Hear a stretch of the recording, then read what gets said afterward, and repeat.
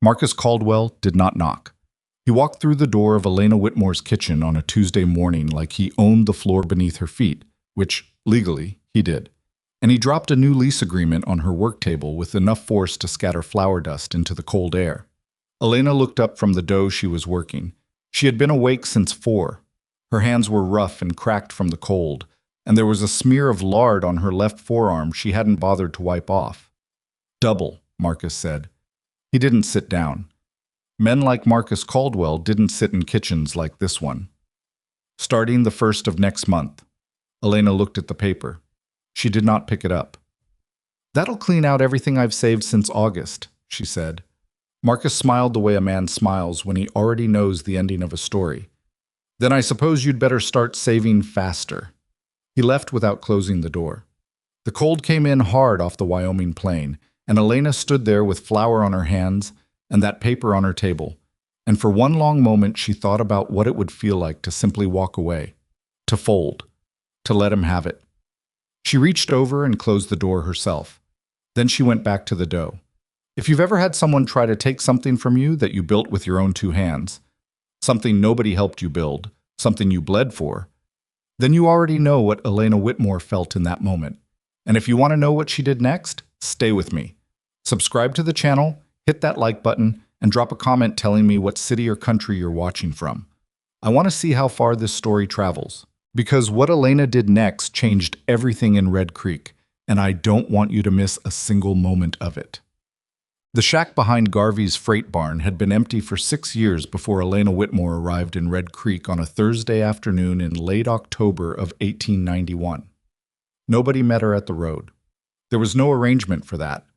The stage let her off at the edge of town with her one suitcase, her mother's cast-iron skillet wrapped in a flour sack inside it, and $38 folded into a small envelope tucked inside her boot. She stood there for a moment with the wind pushing at her coat, looking at a town that looked back at her with complete indifference. Red Creek was not a welcoming place. It wasn't designed to be. It had grown up fast and hard the way frontier towns did, built around a freight route and held together by commerce and mutual necessity rather than any shared sense of community. The main road had a general store, a land office, a blacksmith, 2 saloons, and Marcus Caldwell's hotel, which anchored the far end of the street like a man who had arrived at a party and immediately decided he was the most important person there.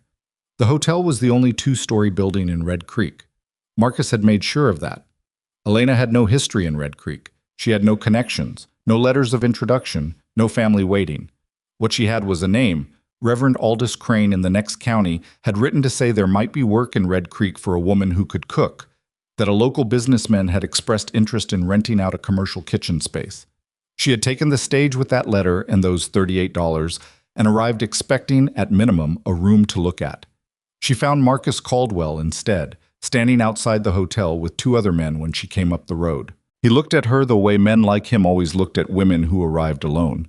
A quick, thorough appraisal that had nothing to do with respect and everything to do with calculation.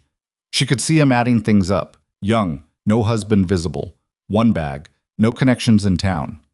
"Mrs. Whitmore," he said, and he extended his hand with the professional courtesy of a man who understood the value of appearances. "Marcus Caldwell." "Mr. Caldwell," she said. She shook his hand firmly. She had learned that from her father. He walked her around behind the freight barn himself, which she understood later was not generosity but strategy. He wanted to be there to see her face when she saw the place. The kitchen was not a kitchen. It was a failure that had once been a kitchen. The door hung at an angle from a single hinge, and when Marcus pushed it open, it scraped a deep groove in the dirt floor, which was itself the floor, packed earth, nothing more. The stove against the back wall was a large cast-iron range that might have been impressive once, but one of its legs had given out and someone had propped it up with a stack of bricks that didn't quite reach, leaving the whole thing listing slightly to the left. The walls had gaps in the boards where the Wyoming wind found its way through without effort. There were 2 long wooden tables in the center of the room, both warped, one with a split down the middle that had been filled at some point with dried mud. 2 of the men from the hotel porch had followed them around. They stood at the doorway with their hands in their pockets. Marcus held out the key and smiled. "No one has wanted the place for some years," he said, "but it's yours if you want it, at a reasonable rate, of course." given the condition. From the doorway, one of the men behind him made a soft sound that wasn't quite a laugh but was close enough. Elena took the key. She stood in the center of that dirt-floored wreck and looked at the broken stove and the split tables and the walls with the weather coming through them. And she thought about the boarding house she had lived in after the funeral, and the 2 months she had spent taking in sewing to make the rent, and the night she had sat at the edge of her narrow bed and worked out very carefully that she had enough money for 6 more weeks before she had nothing at all. "I'll make it mine," she said. She said it quietly, not for effect, not for the men standing behind Marcus. She said it because it was what she needed to hear. Marcus nodded once, something shifting slightly behind his eyes. Not respect, not yet, just a small recalibration of whatever he had expected. And then he and his men walked back around to the hotel porch, and Elena stood alone in her new kitchen with the wind coming through the walls and the key in her hand. She stood there for a long time. Then she put the key in her pocket and opened her suitcase and took out her mother's skillet. The stove was the first problem, and the stove nearly won. She spent the first full day just examining it, the cracked firebox, the warped grate, the flue that had partially collapsed somewhere above the roofline. She had watched her father repair things her whole childhood, and she understood the fundamental principle that governed most broken objects. They were broken in 1 or 2 specific places, and everything else was usually fine. You found the actual break. You fixed the actual break. You didn't let the surrounding damage convince you the whole thing was gone. The flue she could not fix herself. She found the blacksmith, a broad-shouldered man named Henry Oakes, who had thick forearms and a habit of listening to people carefully before he spoke, and she explained what she needed. He came around and looked at the stove and the ruined flue and told her it would cost $4.50 to repair properly. She had $38. She paid him. He came back the next morning with materials and a quiet young man who helped him work. And by midday the flue was clear and the firebox had been patched, and the stove's broken leg had been replaced with a proper iron support he had fabricated himself. When Elena lit the first fire that afternoon and felt the heat begin to move through the range the way it was supposed to, she put her hands flat on the surface and felt it warm under her palms and allowed herself exactly 1 moment of something close to relief. Then she went back to work. The walls she addressed with old lumber she found stacked behind the freight barn, boards Garvey himself had been meaning to use for something and never had, which he let her take when she knocked on his office door and asked directly. She wasn't a carpenter and she had no illusions about becoming one. The patching was rough. The boards didn't match, and the work showed, and anyone who looked at those walls would know immediately that they had been repaired by someone who was figuring it out as they went. But the wind stopped coming through, which was what mattered. The dirt floor she could not change. Not yet, not with what she had. She swept it flat and packed it firm and spread the cleanest straw she could find over it in a thin, even layer. It was not a floor anyone would have chosen, but it was clean, and clean was something she could control. The 2 warped tables were harder. The one with the split down the middle she could not repair to anything resembling reliable set. The wood had moved too far, twisted by moisture and time into a shape that no amount of pressure would undo. She took it apart with a borrowed hammer and used the boards as material to fix the second table, replacing 3 of its worst planks and shimming its uneven legs until it sat flat. She lost the second table entirely in service of the first, but she ended up with 1 solid table that could seat 8 people if they were willing to sit close, and that was something to build on. She scrubbed everything: the stove, the walls, the repaired table, the floor beneath the straw. She scrubbed until her hands were raw and the water in her bucket went gray and then black and then gray again. On the 5th day, she used some of her remaining money to buy provisions at the general store: flour, salt, dried beans, a small amount of beef, potatoes, coffee, lard, sugar. The man behind the counter, whose name was Abner Fitch, watched her purchase with the quiet interest of a man who already knew everyone's business and was in the process of learning hers. "You're the one setting up in Garvey's old kitchen," he said. "That's right," Elena said. "Caldwell rents that place." "He does." Fitch looked at her for a moment. "He raised the price on you yet?" She looked at him evenly. "Not yet." Something moved in his expression, not quite sympathy, not quite amusement, something between the two. He wrapped her flour without another word. She cooked her first meal in the new kitchen that evening, alone, just for herself. beans and salt pork and rough cornbread baked in her mother's skillet, which fit the oven of the repaired range like it had been made for it.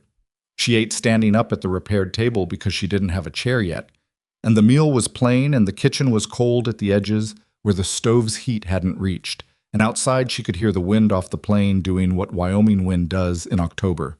She ate every bite. Caleb Dawson found her on a Monday. He was not looking for her. He was moving a mixed herd of cattle north and had stopped in Red Creek to water the animals and resupply, and he was walking back from Fitch's store past the far end of the freight barn when the smell of what Elena was cooking reached him on the wind and stopped him where he stood. He was 42 years old and had been driving cattle in one capacity or another since he was 16, and he had eaten an extraordinary quantity of terrible food in that time. Trail food was bad by definition, and frontier town food was only marginally better. The hotel dining rooms in these small stops along the routes all seemed to operate from the same philosophy, which was that hungry men would eat whatever was put in front of them and complain quietly among themselves. He had eaten at Caldwell's hotel the one time he'd passed through Red Creek before, and the memory was not fond. The smell coming from behind the freight barn was something else entirely.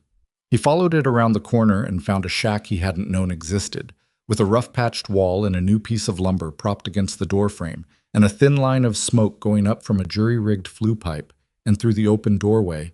The door stood open because Elena had propped it that way to let out the heat while she worked. He could smell beef broth and something sweet underneath it that he eventually identified as apple. He knocked on the doorframe. Elena looked up from the stove. She had not advertised. She had no sign. She had been planning to open properly the following week, once she had acquired 2 more chairs and figured out a pricing structure, and she was not ready for customers. "I can smell whatever you're cooking from the road," Caleb said. He was a large man with a weathered face and the permanently squinted eyes of someone who had spent years looking into the sun and the wind. He held his hat in both hands. "Is this a place where a man can get a meal?"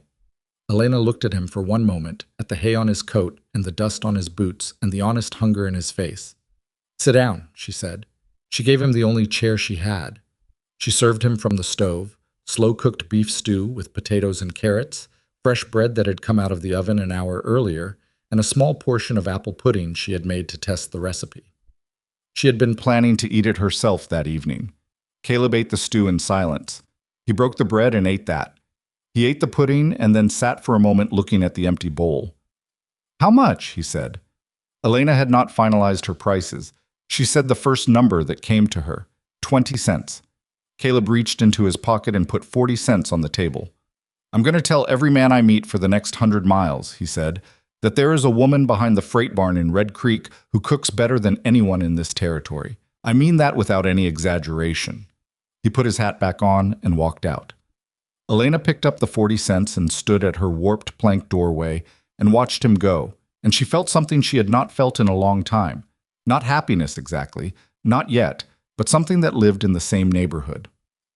The second customer came 2 days later, then 4 on Friday.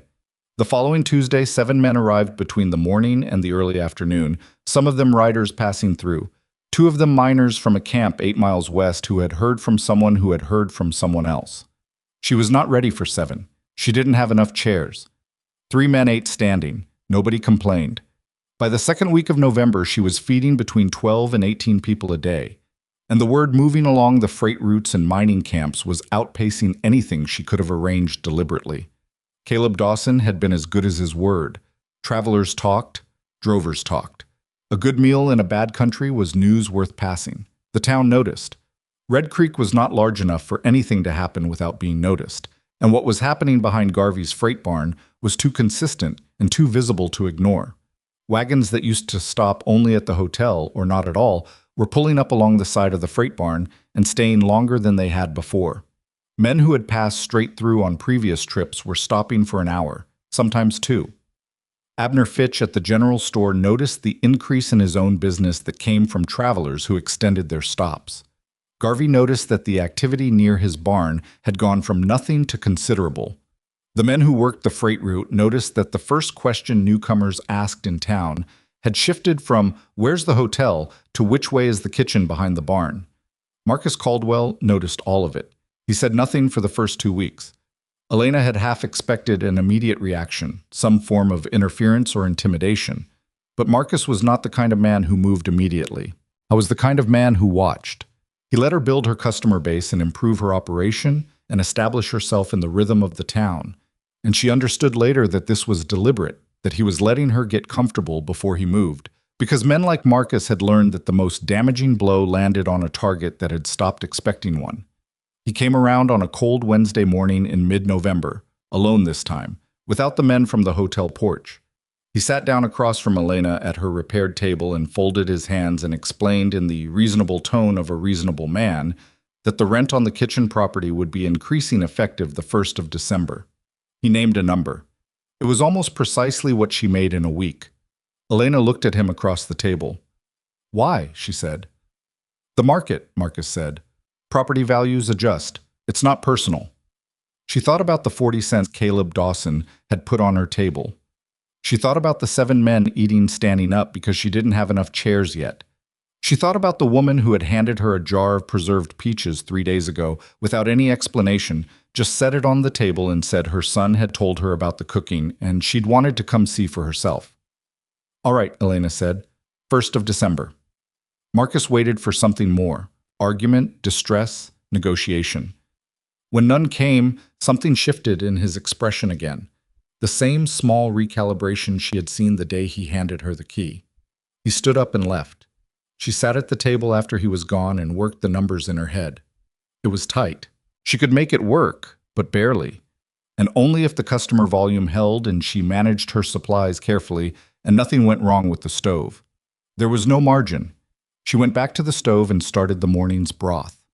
What Marcus had not accounted for, and what Elena was only beginning to understand herself, was that she had built something that people wanted to protect. It started with Henry Oakes, the blacksmith. He came by on a Saturday morning, not to eat, he'd already eaten, but to look at the leg of one of her 2 new chairs, which had developed a wobble. He fixed it in 10 minutes with tools he'd brought. He refused payment. "You feed half my customers," he said, as though that explained everything, which perhaps it did. Then Garvey himself came by and offered, unprompted, the use of a small storage room on the near side of his barn for her dry goods, which would keep them better than the kitchen corner where she'd been storing them. The room had a proper door with a lock. He asked for nothing. Fitch at the general store began keeping certain items back for her, particularly flour and coffee and dried beans, an informal reserve, so she got first access before the shelves cleared when a large party came through. He never said this directly. She worked it out from the fact that certain things were always available to her when they were unavailable to others. And she stopped in to thank him one afternoon, and he looked at her steadily and said, "I don't know what you're talking about," and turned back to his inventory. She understood. They were all careful about it. This was Marcus Caldwell's town, and none of them were prepared to make an enemy of him openly. But within the limits of what they could do quietly, they did it. The month of November turned. Elena paid the increased rent on the 1st of December. She had $22 left. She thought about her husband, who had died in March. Not a dramatic death, not a violent one, just a fever that had come on fast and gone faster, and she had sat beside him for 4 days and watched him go, and there was nothing she had been able to do about it. She had been 27 years old. She had no children. She had no property in her own name. She had discovered, in the weeks after the funeral, that grief and poverty arrived together in a particular combination that was different from either one alone, that being both sad and desperate at the same time produced a kind of exhausted clarity, a stripping away of everything optional until you were left with only what was necessary. What was necessary, she had decided, was to survive. And then, once she had survived, to build something worth surviving for. She was in the middle of building it, and she was not going to let Marcus Caldwell take it. But Marcus had not finished. She found out about the flour on a Tuesday morning when she walked into Fitch's store, and he looked at her with an expression she had not seen on him before. Not quite guilt, but something adjacent to it. "I'm sorry, Elena," he said, and he had never used her first name before. "There's nothing left." She looked at his shelves. The flour sacks were gone. All of them. The spot where they usually sat had been wiped clean. "What happened?" she said. Fitch looked at the counter. "Someone bought the lot yesterday afternoon. Every sack I had, every sack at Hollis's place on the south end, and the load that was coming in on Wednesday's freight. Who? She said, though she already knew. Fitch didn't answer. He didn't need to. She stood in the store for a moment, very still. Outside, she could hear a wagon moving along the road and the sound of someone's dog, and from somewhere down the block, the metal sound of Henry's hammer on the forge. Red Creek going about its ordinary morning, unaware that the ground had just shifted. 12 people were coming for the midday meal. She knew this because 3 of them had told her directly the evening before, and the other 9 were regular enough that their absence would have been the surprise. She had supplies enough for good bread and a proper stew, if she had flour. Without flour, there was no bread. And without bread, the stew was not a meal. It was just a bowl of hot liquid, and the people who were coming had ridden some distance in cold weather, and they were expecting more than that. She thought about what Marcus wanted her to do. He wanted her to go to her customers with apologies and send them to the hotel. He wanted her to face a half-dozen people expecting a meal and have nothing to offer them. He wanted her to feel the particular humiliation of failing publicly, of having her inadequacy be the visible thing rather than his interference. She thanked Fitch and walked out. She stood on the road for a moment and looked at the sky, which was the hard pale blue of Wyoming in late November, without any softness in it. She thought about her mother's kitchen and the things her mother had made with very little. Her mother had not been a formally trained cook. She had been a practical woman who fed a family on what was available, which was sometimes considerable and sometimes not much at all, and her position had always been that the ingredients in front of you were the meal you were making, not the meal you wished you had. Elena walked back to her kitchen. She went through what she had, truly went through it, not with the eye of someone trying to approximate what she'd been planning to make, but with the eye of someone seeing it fresh. Potatoes, a substantial amount, from the farm 2 miles east where she had a standing arrangement. Eggs, 2 dozen, fresh from this morning. Onions. A good cut of local beef she had taken in yesterday. Dried herbs, lard, salt. A small jar of the preserved peaches Garvey's wife had left on her table the previous week. Cornmeal, enough for a limited purpose. No flour. But flour was not food. Flour was an ingredient. She started with the potatoes. She had never made potato cakes in the way she made them that morning. It was not a recipe so much as a process of working out what was possible, given what she had, seasoning as she went, adjusting textures, testing the heat of the pan. The first batch was too soft and fell apart when she tried to turn them. The second batch was better. The third was right, crisp on the outside, dense and well-seasoned inside, substantial enough to serve as a centerpiece rather than a side. The beef she cut differently than she would have for a flour-thickened stew, smaller pieces, longer cooking, with more of the potato cooking into the broth to give it body. She added the onions earlier than usual, let them go nearly to nothing, which changed the character of the whole thing. The cornmeal she used to make a rough, dense bread, different from what she usually served, nothing like what people were expecting, but honest and solid and warm from the oven.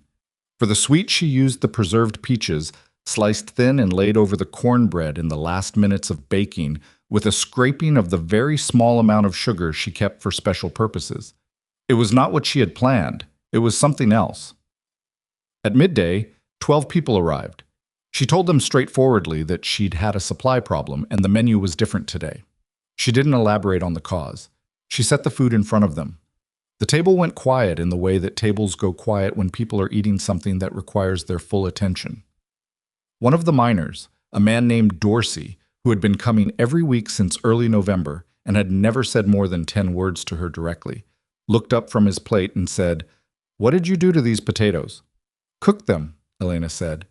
He looked at her for a moment. "You should do this every day." She charged her usual prices. Every person paid. 3 of them left extra on the table without saying why. By the time she cleaned up that evening, she understood that something had shifted, though she couldn't quite name what. The 12 people who had come expecting one thing and received another had not been disappointed. They had been surprised.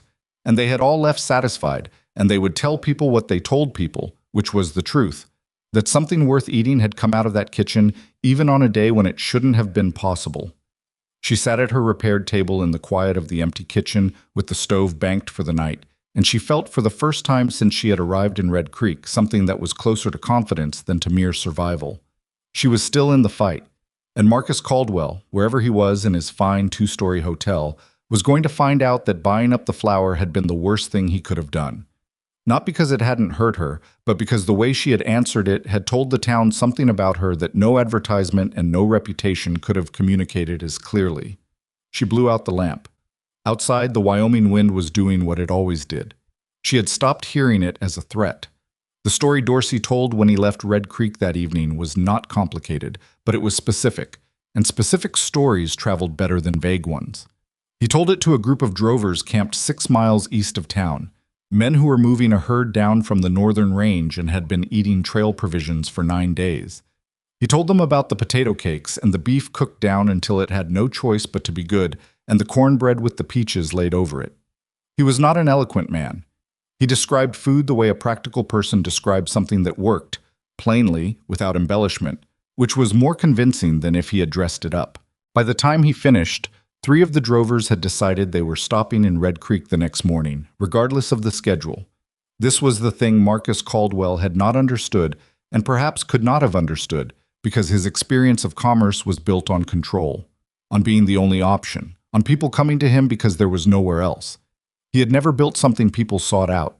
He had built something people used because they had to, and those two things felt identical when you were the one holding the position, but they were completely different in structure, and the difference showed the moment a genuine alternative appeared. Elena was the alternative, and the flower stunt had not eliminated her, it had advertised her. She didn't know this yet, not in the full sense. What she knew on the morning after the 12 customers had eaten her improvised menu was that she had survived the day, that her hands were sore, and that she needed to find a flower supply that didn't run through Abner Fitch's store or the Wednesday freight. She thought about this while she rebuilt the stove fire in the pale cold of early morning before anyone else in Red Creek was moving. The problem was not complicated on its face. There was a mill 40 miles north that ground its own grain. The freight route that came through Red Creek connected eventually to the mill town, and individual arrangements could be made separately from the main supply chain if a person was willing to do the paperwork and pay slightly more for the independence. The slightly more was the difficulty. She did the numbers at her work table with a stub of pencil and the back of an old receipt, and concluded that she could afford it if she cut her profit margin in a way that made her stomach tight, and she could not afford any more unexpected expenses on top of it, and the arrangement would take 2 weeks to establish. 2 weeks was 2 weeks of cooking without reliable flour. She had managed 1 day. She was not confident she could manage 14. Henry Oakes showed up at her door at 7 that morning before she had any customers, which was unusual. He was carrying a 50-pound sack of flour over one shoulder. "Where did you get that?" Elena said. "I had it," he said. She looked at him. "I buy things in advance sometimes," he said. "It was in my storage. I don't need it." She knew this was not true. She knew it with the same certainty she knew anything about the way Red Creek worked, which was the certainty that came from watching people carefully in a small space over a period of weeks. Henry Oakes was a blacksmith, not a baker. He had no use for 50 pounds of flour. "How much?" she said. He named a price that was fair, not charitable. She paid it. He set the sack down against the wall and left. She stood looking at the sack for a moment. Then she went back to the stove. She found out later, from Fitch, obliquely, in the way Fitch communicated things he didn't want to be quoted on, that Henry had driven out to a farm 4 miles east the previous evening and bought the flour from the farmer's wife at a premium over market price, anticipating that Elena would need it. He had spent more than he charged her. She never mentioned to him that she knew this. She thought he would prefer it that way. But it told her something important. The people in Red Creek who had come to rely on her kitchen were not going to stand still while Marcus systematically dismantled her supply chain. They had their own calculations. She was good for business in a diffuse way that benefited the whole town, and they understood that, even if they couldn't say so openly. The question was how long that quiet support could hold against Marcus's direct pressure. She was not optimistic enough to think it could hold indefinitely. Marcus had money and patience and the particular ruthlessness of a man who had spent 20 years building dominance in a small place and knew how to dismantle threats systematically. He would not be satisfied with the flour. That had been a first move, not a final one. She needed to be more than what she currently was before his next move came. She needed, specifically, more customers, which meant more reputation, which meant food that people described to others the way Dorsey had described it, Not as merely good, but as specific, as the kind of thing that had a location and a name attached to it, a destination rather than an incidental stop. She started thinking about what she could make that nobody else in this territory was making. Well, the apple butter came from an accident. She had a crate of apples from a farm arrangement she'd made in October, and some of them were going soft. She had been meaning to use them for pie filling, but she'd been too busy, and by the time she got to them on a Tuesday afternoon, half were past the point of slicing neatly. Rather than throw them out, she did not throw things out. That was not a habit she was capable of. She cooked them down with water and a small amount of sugar and the spices she kept for baking, and let them go low and slow on the back of the range while she worked on other things. What came out after 3 hours was not what she'd expected. It was dense and dark and complex in a way that simple cooked apples weren't. The long cooking had changed something in the character of it. She tasted it and stood for a moment thinking. She put it in 2 jars and set them aside. The next morning, she put a small dish of it on the table with the bread she served at breakfast, without announcing it or explaining it. The reaction was quiet and immediate in the way reactions are when something genuinely surprises a person. A miner named Cole, a taciturn man who ate quickly and usually left without conversation, spread it on his bread and then looked at it and then ate the rest of his bread more slowly.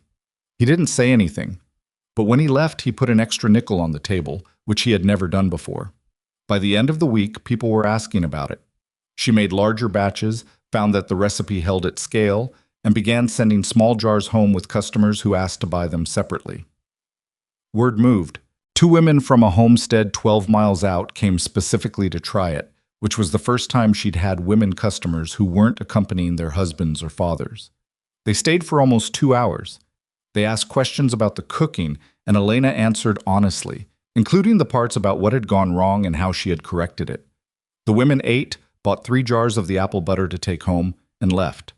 3 weeks later, they came back and brought 2 other women with them. This was a different kind of customer base than the drovers and miners, and Elena felt it as a shift in the fundamental character of the kitchen. Men came for the food and the warmth after hard physical work in cold country. Women came for those things too, but they also came for something that was harder to name, for the quality of the space itself, for the fact that sitting in Elena's kitchen felt different from sitting in Marcus Caldwell's hotel dining room, which was formally organized around the comfort of men passing through and had never made any particular accommodation for anyone else. Elena had not designed her kitchen to be welcoming to women specifically. She had simply designed it to be welcoming, and welcoming and the hotel dining room were different enough that the distinction was immediately visible. She added 2 more chairs. Marcus came around again on a Friday in mid-December, and this time he was not alone. He brought a man named Sutter, who was his lawyer from the county seat, and who wore a suit that was too fine for Red Creek's roads, and carried a leather case that he set on Elena's work table without asking. "There are some concerns about the operation of this property," Marcus said, "that we need to discuss." Elena dried her hands on her work apron and looked at Sutter. "What kind of concerns?" Sutter opened the case and produced a document. "The lease agreement for this property specifies that it will be used as a storage facility ancillary to the Garvey freight operation. Operating a commercial food service establishment on the property constitutes a use inconsistent with the lease terms." Elena looked at the document. The language was what Sutter had said it was. She had not read the original lease carefully. She had read it, but she had not had a lawyer read it, and there was, written into it in plain but technical language, a restriction on use that she had not fully understood at the time she signed. "The lease was presented to me as a commercial kitchen rental," she said. "The lease says what it says," Sutter replied. She looked at Marcus. "You knew this when you rented it to me." Marcus's expression was the expression of a man performing patience. "I rented you the space in good faith. I was not aware at the time that you planned to operate a public dining establishment at significant commercial scale." The word significant landed with the weight he had intended. Significant was an accusation dressed as a description. It meant she had become substantial enough to threaten him, and he was going to use the law to remind her that the ground under her feet was his. "What do you want?" Elena said. "A new lease," Marcus said, reflecting the actual use of the property, at a rate appropriate to that use. He slid a second document across the table. The rate on it was 3 times what she currently paid. She did not pick it up. She looked at it on the table, and she thought about the blacksmith who had driven 4 miles in the evening to buy her flour, and the 2 women who had come from 12 miles out and stayed 2 hours and come back 3 weeks later with friends, and Dorsey eating potato cakes in silence because the food required his complete attention. "I'll need time to review this," she said. "Of course," Sutter said, relatching his case. "You have until the end of the month." They left. The end of the month was 11 days away. She did not panic. She sat at the table after they were gone, and she made herself think clearly, which was harder than it sounded, because the document on her table represented the real possibility that she would lose everything she had spent the last 2 months building, and losing it in a way that was technically legal was somehow worse than any of the alternatives, because there was nothing to fight against directly, no moment of visible unfairness that other people could witness. The law said what it said. Or at least a lawyer from the county seat said that the law said what it said, and she was not in a position to know if that was accurate. She went to see Garvey. James Garvey was a man in his late 50s who had run the freight operation in Red Creek for longer than most of the town had existed. He was not a talkative man, and he was not a warm one, but he was, Elena had observed, fair in a mechanical way. He did what he'd agreed to do. He expected the same in return, and he did not like complications. She had the impression that Marcus Caldwell's complications generally annoyed him, rather than aligned with any particular loyalty. She knocked on his office door and he told her to come in, and she sat across from his desk and told him exactly what had happened, including the document Sutter had produced and the restriction on use it cited. Garvey listened. He had the freight operator's habit of sitting very still while someone talked, the way a man sits still when he is calculating tonnage in his head. "That restriction," he said when she finished, "is in the original property deed, not the lease. Caldwell didn't put it there. It was there before he owned the building." Elena looked at him. "It's also," Garvey said, "a restriction that applied to the previous owner's use of the property, which was settled when Caldwell acquired it. Whether it applies to subsequent uses is a different question than what his lawyer is suggesting." She absorbed this. "You know property law?" "I know this property," Garvey said. "I used to own it." He let her sit with that for a moment. "I sold it to Caldwell in '87, he said. "The original restriction came from the land grant before there was a building. It was a freight use designation on the parcel. Whether that designation survives the conversion of the building to a separate commercial purpose is something a lawyer would have to argue both ways. His lawyer said it one way. That doesn't mean it's the only way." Elena looked at her hands. "I can't afford a lawyer." "No," Garvey said. He was quiet for a moment. "My brother-in-law is a solicitor in Cheyenne. He comes for Christmas every year. He arrives on the 21st. The end of the month was 11 days away. The 21st was 10 days away. "I could write to him," Garvey said, "and ask him to look at the lease and the deed when he arrives. As a personal favor. He could give you his opinion at no cost, since it would be informal." Elena looked at him steadily. "Why would you do that?" Garvey looked faintly uncomfortable, which for him was nearly invisible. A slight shift in how he held his jaw, a brief attention to the papers on his desk. "You've been good for the freight business," he said. "Travelers stop longer. They spend more at Fitch's. 2 of my drivers have told me they prefer the Red Creek route, now specifically because of the kitchen." He paused. "And I don't particularly like what Caldwell is doing, though I'd prefer if you didn't quote me on that." "I won't," Elena said. She walked back to her kitchen and stood at the stove and made herself cook, because the cooking was the one part of this that she could control, and it steadied her in a way that sitting and worrying did not. The week between the visit from Marcus's lawyer and Christmas was the hardest week Elena had spent in Red Creek, which was saying something, given the month that had preceded it. She cooked every day. She served between 15 and 22 people at each sitting, numbers that had grown steadily and that she now needed to maintain because her survival budget depended on that volume. She was doing the work of a person running a real business on the resources of a person who had arrived with $38 and a skillet, and the gap between those two things showed up in 100 small ways every day. The equipment that was still improvised, the supplies she had to calculate to the pound, the single chair that wobbled on one leg because she hadn't yet had time to repair it properly. She slept badly. She woke in the cold dark of 3 and 4 in the morning and lay in her cot. She had put a cot in the back corner of the kitchen, which was warmer than anything else available to her, and slightly more practical than the boarding house room she'd been paying for, and ran the numbers in her head until the numbers stopped making sense, and then got up and started the fire and started cooking, because that was better than lying there. She made mistakes that week that she didn't usually make. She oversalted a batch of stew on a Wednesday and had to correct it with potatoes and extra broth, which cost her time and materials she couldn't spare. She burned the bottom of a bread batch on Thursday because she had been too tired to watch the heat properly. She was short with a customer who asked her a question twice that she had already answered, a young ranch hand who had ridden in from far enough away that being short with him was genuinely unkind, and she knew it immediately and apologized, and he looked startled, and she felt worse. These were small failures, and she cataloged them not with self-pity, but with the flat attention of a person trying to identify the actual problem, which was exhaustion, which was something she could not solve by trying harder. She wrote a letter to the mill up north and sent it with the Wednesday freight, establishing the supply arrangement she had been planning. The arrangement would take until January to be operational, which left her vulnerable through the end of December. But having the letter sent felt like something she had done, a piece of the future she had moved into place, and she found she could sleep a little better after that. Caleb Dawson came through again on a Saturday, which she had not expected.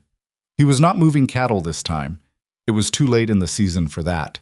But he had come south for business in the county seat and had detoured through Red Creek specifically to eat at the kitchen, which was a different kind of visit than his first one, and she felt the significance of it. He sat at the table with the wobbly chair which she noticed and tried to redirect him from, and he waved her off and sat where he sat and ate the stew she put in front of him. "I heard Caldwell's been making trouble for you," he said. She looked at him. "Who told you that?" "Dorsey, and a freight driver named Marsh who came through 2 weeks ago." He broke his bread. "He's trying to use the lease." "There's a legal question about the lease," she said. "I'm getting advice." Caleb ate for a moment without speaking. He was the kind of man who chewed his food properly, which had always seemed to her a marker of character in a way she couldn't fully explain. "You need a different place," he said. "I know that," she said, "but I don't have the money for a different place, and buying property takes time I don't have, and this kitchen has customers who know where it is." "Location matters less than you think when people are coming from 40 miles away to find you," Caleb said. "What matters is the name. People will follow the name." She considered this. She hadn't thought about it in quite that way, that the reputation she had built was portable, at least to some degree, that Elena's kitchen was a thing that could survive a change of address if the change was managed carefully. "I can't afford to buy," she said again. "I know," he said. He ate the last of his bread. He put his money on the table and added extra, the same as he always did. "But there might be people who can help with that, people who have an interest in you staying." She looked at him. "What kind of people?" "The kind who use the freight routes," he said. "The kind who've been eating your food and telling other people about it for 2 months. He picked up his hat and left. She stood at the table for a long moment after the door closed, turning over what he'd said. Garvey's brother-in-law arrived on the 21st, as promised, and sat with Elena for an hour on the 22nd with the lease and the deed in front of him on her work table. His name was Prescott, and he was nothing like Garvey. He was talkative and animated where Garvey was quiet, and he had an enthusiasm for legal complexity that became apparent within the first 5 minutes of conversation. He read the documents with the focused attention of a man who enjoyed finding things. "The use restriction," he said, after a considerable silence, "is a land grant designation from 1874. It applies to the parcel. However, the specific language, and this is important, specifies primary use for freight-associated operations. It does not prohibit secondary or ancillary commercial activities on the parcel." Elena looked at him. "Is a kitchen ancillary to a freight operation? Feeding the workers and travelers who use the freight operation?" Prescott smiled. "A very reasonable argument could be made that it is entirely ancillary. In fact, it's essentially the argument that Caldwell's own lawyer used when Caldwell acquired the property. He argued that the restriction applied to the previous owner's use and that his intended use as a rental property was ancillary to the freight operation's commercial needs." He turned a page. He won that argument, which creates a rather interesting problem for him now if he wants to argue the opposite position. Elena sat very still. "He used the same argument to acquire the property that he's now trying to use against me." He argued to the county that ancillary commercial use was permissible, Prescott said. You are a commercial use that is ancillary to the freight operation. Your customers are largely freight workers, drovers, and travelers on the freight routes. His own legal precedent supports your position more than it supports his. She thought about Marcus handing her the key with his smile, and the men laughing on the hotel porch, and the flour gone from every shelf in town. Would he know this? She said. His lawyer. Would Sutter know that the precedent works against him? Prescott tilted his head. Sutter is competent. He almost certainly knows, which suggests that the document he presented to you was intended to intimidate rather than to succeed legally. The room was very quiet. He thought I didn't know enough to push back, Elena said. That would be my interpretation, Prescott said. He began gathering the documents. I can write a letter on your behalf, as a personal communication, noting the precedent issue and making clear that you are aware of it. That may be sufficient to end this particular line of pressure. It won't end the pressure, Elena said. Just this approach. No, Prescott agreed. He looked at her with the direct appraisal of a man who dealt in facts. It won't end the pressure. He'll find another approach. The question is whether you can outlast him, or whether you can find a position that makes direct pressure less effective. She knew what he meant. Position meant property. Property meant permanence. Permanence meant Marcus could not threaten her lease because she would have no landlord but herself. She also knew, as clearly as she knew anything, that she did not have the money for that. Not yet. Prescott wrote the letter. It went to Sutter's office in the county seat on the 23rd. Elena did not know what Sutter said to Marcus when he received it, but Marcus did not contact her again before the end of the month. And on the 1st of January, she paid her rent, the higher amount, under the existing lease, and received no response, no new document, no visit from Sutter. The pressure had paused. She knew it hadn't stopped. January in Wyoming was a different kind of difficulty. The cold was serious, the kind that made the walk from the kitchen to the supply room a thing you planned rather than did casually, that made the water in the pitcher freeze overnight if you let the stove go too low, that made the road into Red Creek impassable on 3 separate days when the wind came off the plain with enough force that the freight didn't run and the whole town went quiet under a sky the color of old iron. On those days she cooked anyway, for whoever could get to her, which was sometimes only 5 people and once only 2.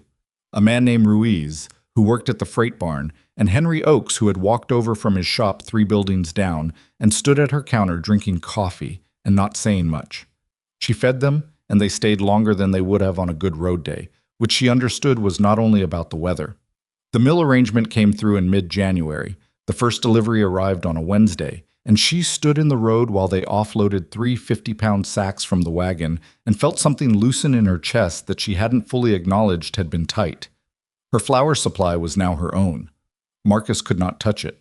She was making enough to cover the new rent, maintain her supplies, and set aside a very small amount each week.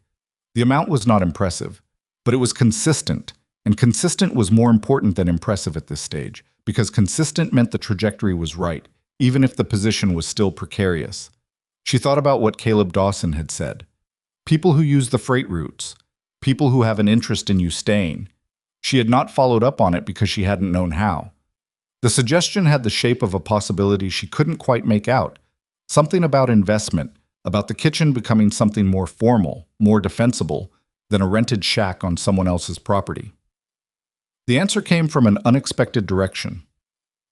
A woman named Ruth Beal arrived in the kitchen on a Thursday in late January, introduced herself as the wife of a cattle broker who operated out of the county seat, and sat at Elena's table and ate a full meal with the careful attention of someone who was there for a specific reason that had nothing to do with hunger. Elena watched her. Ruth Beal was in her 40s, well-dressed for the frontier, with the particular competence of a woman who had spent years managing both a household and, Elena suspected, substantial portions of her husband's business affairs without receiving formal credit for either. She ate deliberately. She looked at the kitchen. She looked at the customers. When she finished, she folded her hands on the table and looked at Elena directly. "My husband's company routes through Red Creek 4 times a year," she said. "He's been hearing about this place from every drover he employs for the past 2 months. I wanted to see it myself." "And?" Elena said. "I wanted to see if it was the cooking or the woman," Ruth said. "From everything I can see, it's both, which is more durable, Elena looked at her. Marcus Caldwell has been making inquiries, Ruth said, about purchasing the vacant lot on the north end of town. There's talk that he wants to build a second hotel structure and a proper dining room, a formal one. She paused. I don't think he'll do it. I think he's trying to scare you into leaving before you can establish yourself permanently, but it's possible he's serious. Why are you telling me this? Elena said. Ruth Beale looked at her with the patience of a woman who had spent considerable time explaining things to people who were slightly behind the conversation. Because my husband's drovers eat here 4 times a year, she said, and they eat better here than anywhere between here and Cheyenne, and happy drovers are productive drovers, and productive drovers are good for business. She paused. And because I find Marcus Caldwell tiresome, and because I think you're going to be here long after he's finished being tiresome, if you have the right support at the right time. Elena was quiet for a moment. What kind of support are you suggesting? She said. Ruth reached into her coat and set a folded paper on the table. There's a property on the east end of town. The building is sound. It was a dry goods warehouse before the business failed. It has a kitchen space already roughed in. The asking price is within a range that a small group of interested parties could manage as a shared investment, with the understanding that you would operate the space and pay against the investment over time as the business grows. Elena looked at the paper on the table. She did not pick it up. Who are the interested parties? She said. My husband, Ruth said, James Garvey. Henry Oakes has expressed interest. Abner Fitch. Caleb Dawson, who apparently considers himself personally invested in your success. A brief pause. And myself, in my own right. The kitchen was quiet.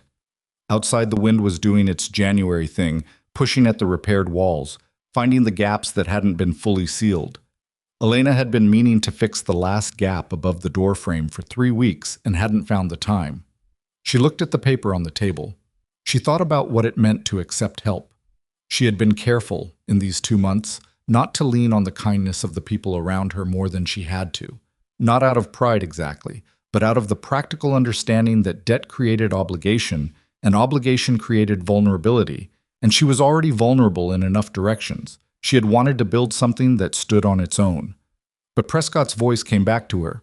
The question is whether you can find a position that makes direct pressure less effective. Position meant property, and property apparently was being offered. I would need to understand the terms, she said. Of course, Ruth said. She stood.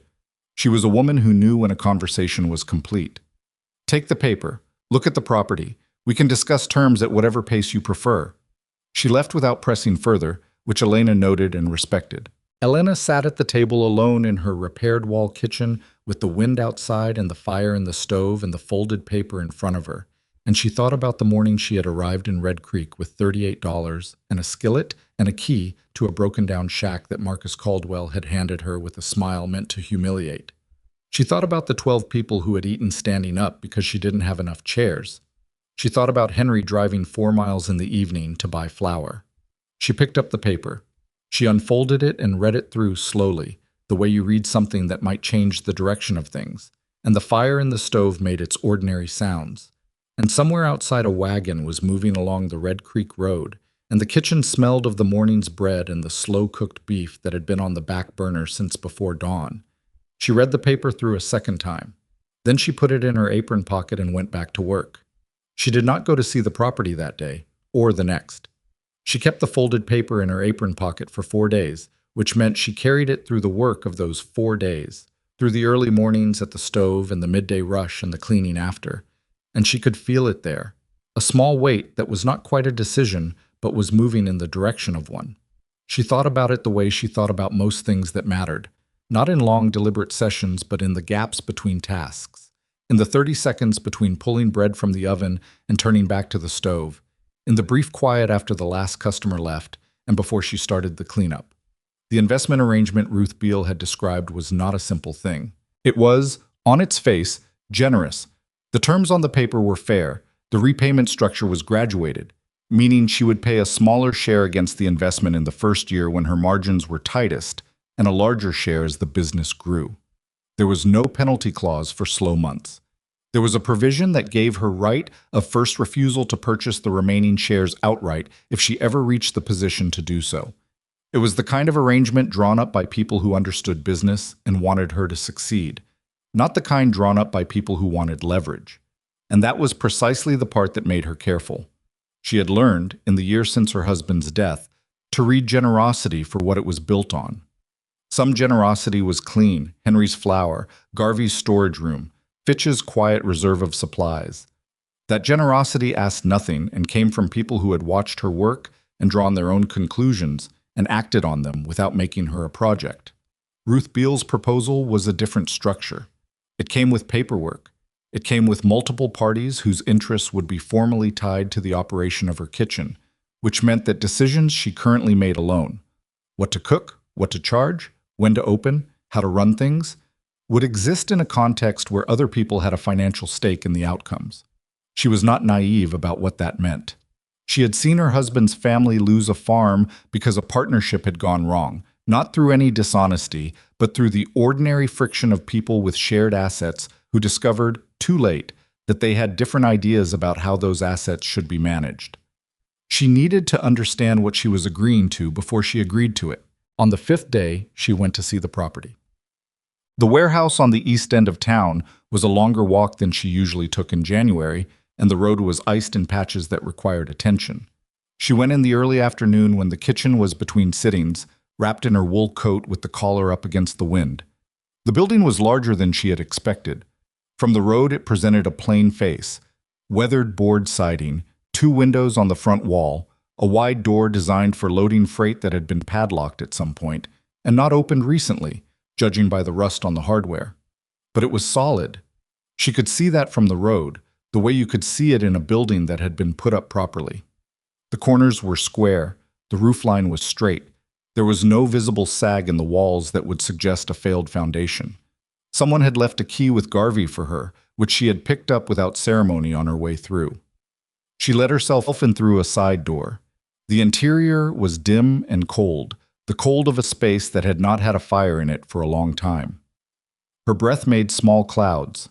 The main room was perhaps 3 times the size of her current kitchen. A large open floor with exposed ceiling beams that were sound, a set of windows along the south wall that were intact and would bring in substantial light in better weather. Along the back wall was what had been the rough infrastructure of a kitchen, a chimney stack that served 2 positions, framing for what had been a large range, wooden shelving that was still attached to the wall and still level, which told her something about how the building had settled over time. She walked through it slowly. She opened the door to a back room that was smaller, with its own exterior door, storage, or could be. She looked at the floor, which was proper plank, not dirt, worn but solid. She looked at the ceiling, checking for water staining. There was a small patch in the northeast corner, but nothing catastrophic. She stood in the center of the main room for a long time. She thought about what Caleb had said. People will follow the name. She thought about the 12 people eating standing up. She thought about Ruth Beale sitting at her table eating with the careful attention of someone taking inventory. Then she thought about Marcus Caldwell's face when he'd put the new lease document on her work table. The absolute confidence of a man who believed he was looking at something he could simply wait out. She locked the building behind her and walked back to the kitchen. That evening, after the last customer and the cleanup, she sat at her work table with a fresh piece of paper and wrote out every question she needed answered before she could sign anything. The list was longer than she'd expected. She was more particular, she realized, than she had known herself to be. Or perhaps she had always been this way and had simply never had something worth being particular about. She folded the questions into a separate envelope from Ruth's proposal and put both in her coat pocket and went to sleep. The meeting with Ruth Beale happened 6 days later in Garvey's office, which was the only space in Red Creek that could comfortably hold the relevant parties without making it a public event. Garvey sat behind his desk. Ruth sat to one side with a small notebook. Henry Oakes stood near the wall because he didn't like sitting in formal situations, which Elena had already known. Caleb Dawson had come down from 2 counties north for the occasion, which she found both touching and slightly alarming. His presence made this feel more significant than she was ready for. Fitch was not there.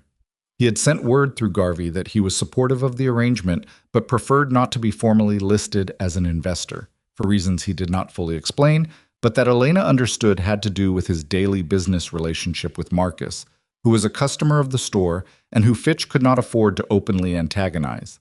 His money was in, Garvey confirmed this, but his name would not appear on the document.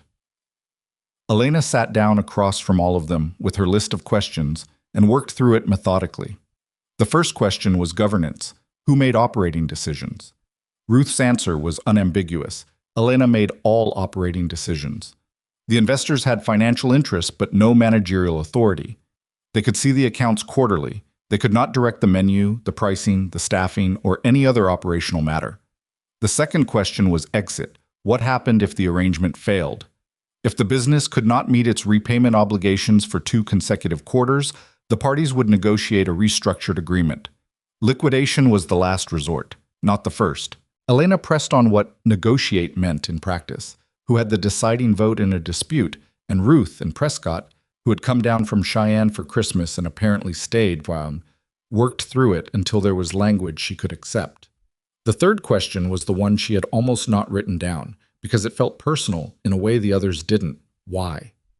Why were these people doing this? She asked it directly. The room was quiet for a moment. Garvey answered first. I told you before. You're good for the freight business. Henry said, you feed my customers better than I could feed them if I tried. I'd rather you stay than go. Caleb said, I've eaten in a lot of places. What you're building is not ordinary. It'd be a waste to let Caldwell end it. Ruth said nothing for a moment, and then she said, because the women in this county have nowhere. No place that's made for them. No place where they can sit without being an afterthought. You built that without trying to, which means it's genuine, and genuine things are worth protecting. Elena looked at the table. She did not feel grateful in a simple way. She felt the weight of it, which was different.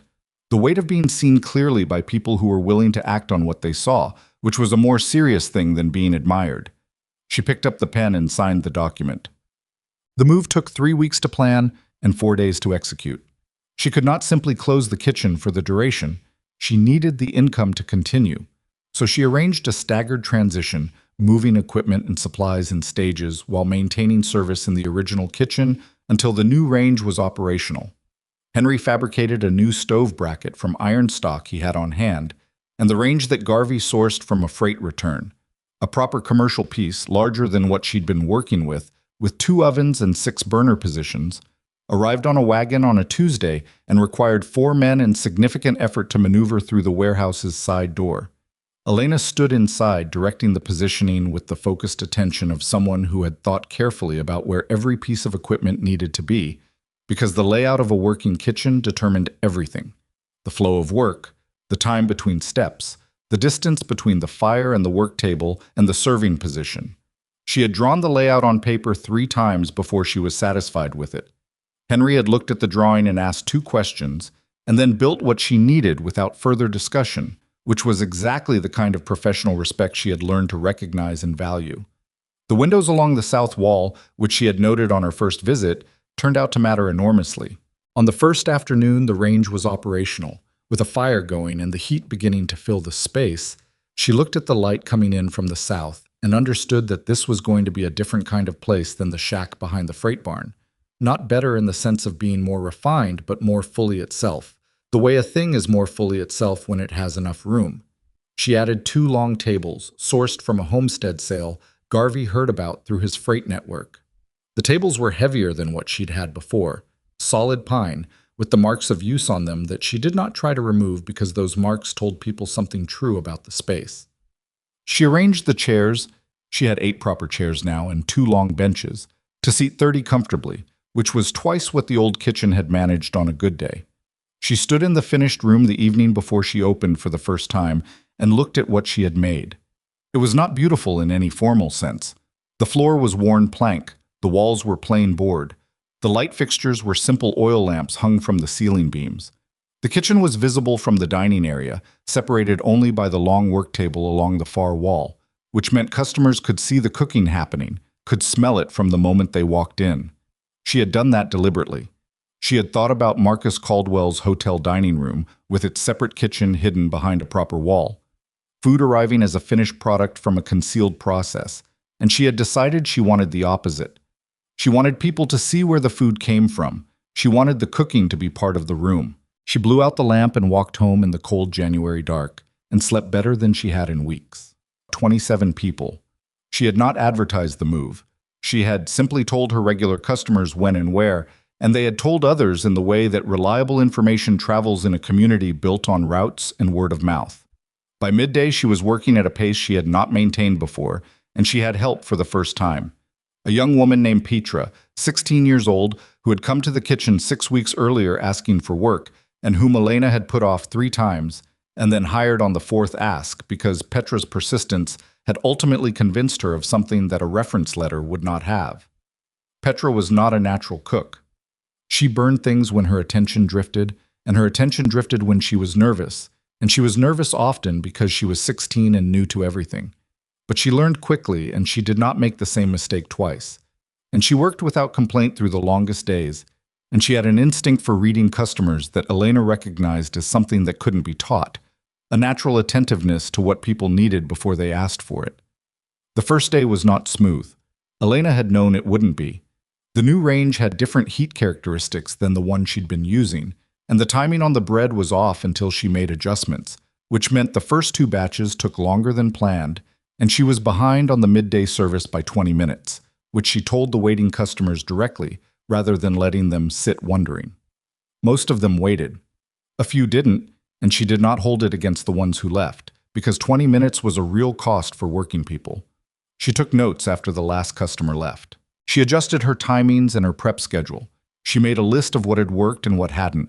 She had always done this, the habit of looking at her own performance without flinching. But in the new space it felt more necessary, because the scale was bigger and the margin for error had correspondingly narrowed. By the end of the first week, she had the new range's rhythms figured out. By the end of the second week, the kitchen was running at a pace she could sustain. By the end of February, she was feeding 40 people on a good day. Set. Marcus Caldwell came to the new kitchen on a Wednesday morning in late February. He did not come during service hours. He came before opening, when Elena was at her prep and Petra had not yet arrived, and she heard the knock on the side door and opened it to find him standing in the thin winter light looking like a man who had recently recalculated something. She stepped back from the door. "Come in?" He came in. He stood inside this doorway and looked around the room.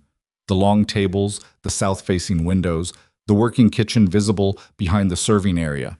And she watched him take it in with the flat appraisal of a man who understood what he was looking at.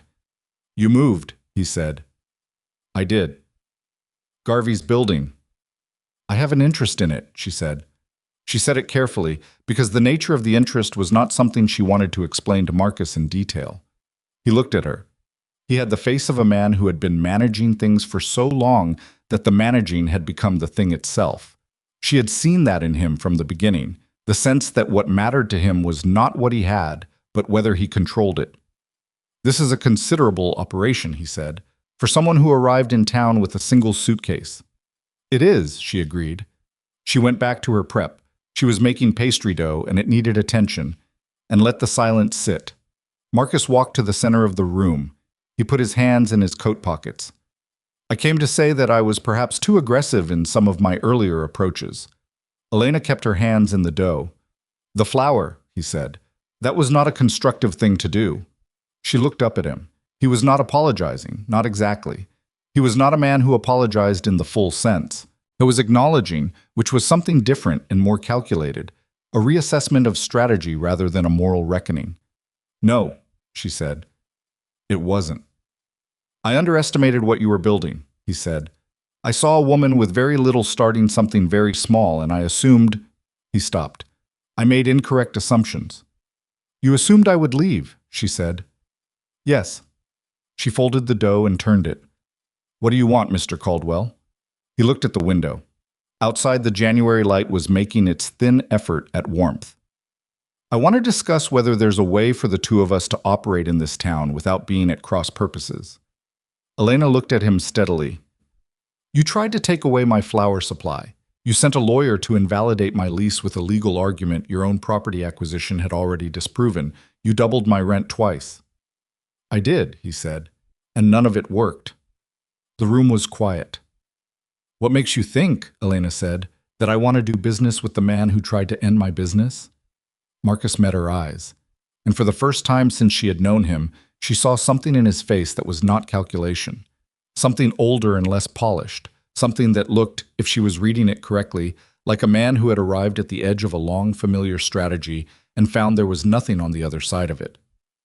"I don't have a good answer to that," he said. She looked at him for a long moment. "The hotel's dining room," she said. "What do you charge for a full meal?" He told her. "And how many covers do you do on a good day?" He told her that too, and she could see in the telling of it that the number was smaller than it had been 2 months ago, and they both knew why. "Go back to your hotel," she said. "I'll think about it." He nodded once, put his hat back on, and left. She stood at the work table after. The door closed and finished the pastry dough and thought about what had just happened, which was something she had not anticipated and was not sure she fully trusted. She told Ruth Beale about the visit 2 days later. Ruth was quiet for a moment. "What do you think he actually wants?" "I think he wants to stop losing customers," Elena said.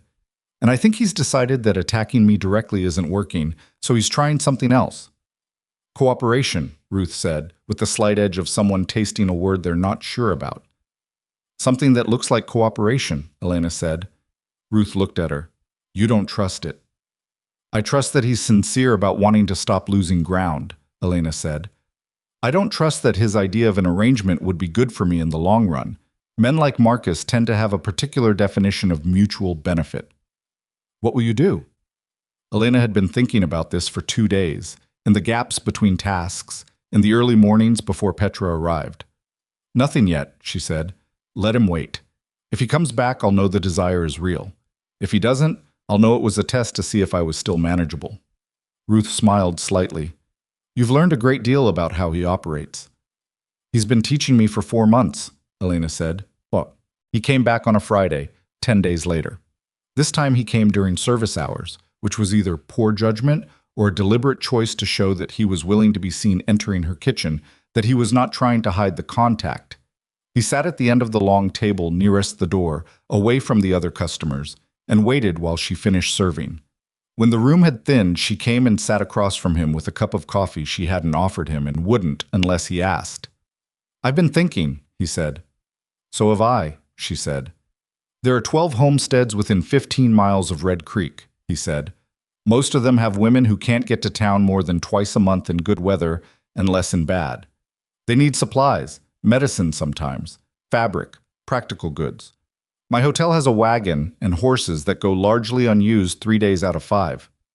Elena looked at him. "If I ran a supply route to those homesteads," he said, "and included food, prepared food, the kind of thing a family at the end of a hard week doesn't have time or energy to make, the women out there would have access to things they currently don't." She looked at him steadily. "And what would I have to do with this?" "Provide the food," he said, "in quantity. I handle the logistics and the delivery. We split the revenue." She sat with this. It was not what she had expected. She had expected some form of referral arrangement, perhaps, or an agreement about pricing, something that looked horizontal on its face and tilted his way in execution. This was different. This was operational. It required something real from each of them, and the value it created was genuine. Women on distant homesteads getting access to prepared food was a real and useful thing. "Why would you do this?" she said. "Running supply routes doesn't sound like the hotel business." "The hotel business is slow," Marcus said, and said it flatly, without the performance of dignity that had accompanied every previous conversation between them. "I have assets that aren't earning. You have product that people want and can't get to. It's arithmetic." She thought about Ruth's voice. "Why are you telling me this?" She thought about the homestead women who had come to her kitchen and stayed 2 hours and come back. "I'd need to see the financials," she said, "for the hotel operation, before I agree to anything that ties my kitchen's income to your distribution." He looked at her. That was not what he'd expected. "That's not a standard request in an informal business arrangement," he said. "No," she agreed. "But I've had informal arrangements with you before, and they didn't go well for me. If you want me to trust your operation enough to link my income to it, I need to understand what I'm linking to." A long pause. Outside, the wind moved along the eaves of the building in the particular way it had in February. Not the violent winter sound, but something more persistent, more settled into its own pattern. "I'll have my bookkeeper prepare a summary," Marcus said. "Good," she said. She stood up. "I'll be in touch." He left. She watched the door close behind him and stood in the middle of her kitchen and felt the strangeness of the moment. The man who had tried to end her was now, possibly, trying to do business with her, and the ground between those two things was unstable in ways she hadn't finished mapping. Petra appeared at her elbow with a question about the afternoon prep, and Elena turned back to the work because the work was what she could control, and control was what she needed. The summary from Marcus's bookkeeper arrived in a sealed envelope 9 days later, delivered by a hotel employee who left it with Garvey without explanation. Elena read it at her work table after closing. The hotel was not failing, but it was not thriving either. The dining room revenue had declined by roughly a third over the 4 months since Elena had opened her kitchen. The room revenue was stable, travelers still needed somewhere to sleep, and Marcus had the only beds in town. But the dining room had always been the hotel's primary profit center, and its decline was significant. More interesting to her was a line item she found in the supply section. Marcus had been buying flour from the county seat at a rate that suggested he was still holding reserve stock well beyond what his kitchen used. He had not sold it back into the market. He still had the flour he had bought to strangle her supply. He had been sitting on it for 3 months. She sat with this for a while. It told her that he had not fully abandoned the idea that he might need that leverage again. He was talking cooperation with one hand and maintaining the pressure instrument with the other. It was not necessarily cynical. It was also just prudent, the way a man who has been in business a long time keeps his options open. But it told her something about the nature of any arrangement they might reach, which was that it would never be simple and it would never be fully safe. She could work with that. She had been working with it for 4 months. What she needed was for the arrangement to be structured in a way that made his continued hostility more costly than his cooperation. She wrote back to Ruth. She needed Prescott's advice on contract language before she responded to Marcus. Prescott wrote back within the week. He had specific language for what she was describing. A supply agreement that gave her a defined revenue share, required advance notice before any modification of terms, and included a non-interference clause that prohibited Marcus from taking any action to disrupt her independent supply chain while the agreement was active. The non-interference clause was the key. If he signed it, he committed not to use the flour stockpile or any similar mechanism against her as long as they were operating under the agreement.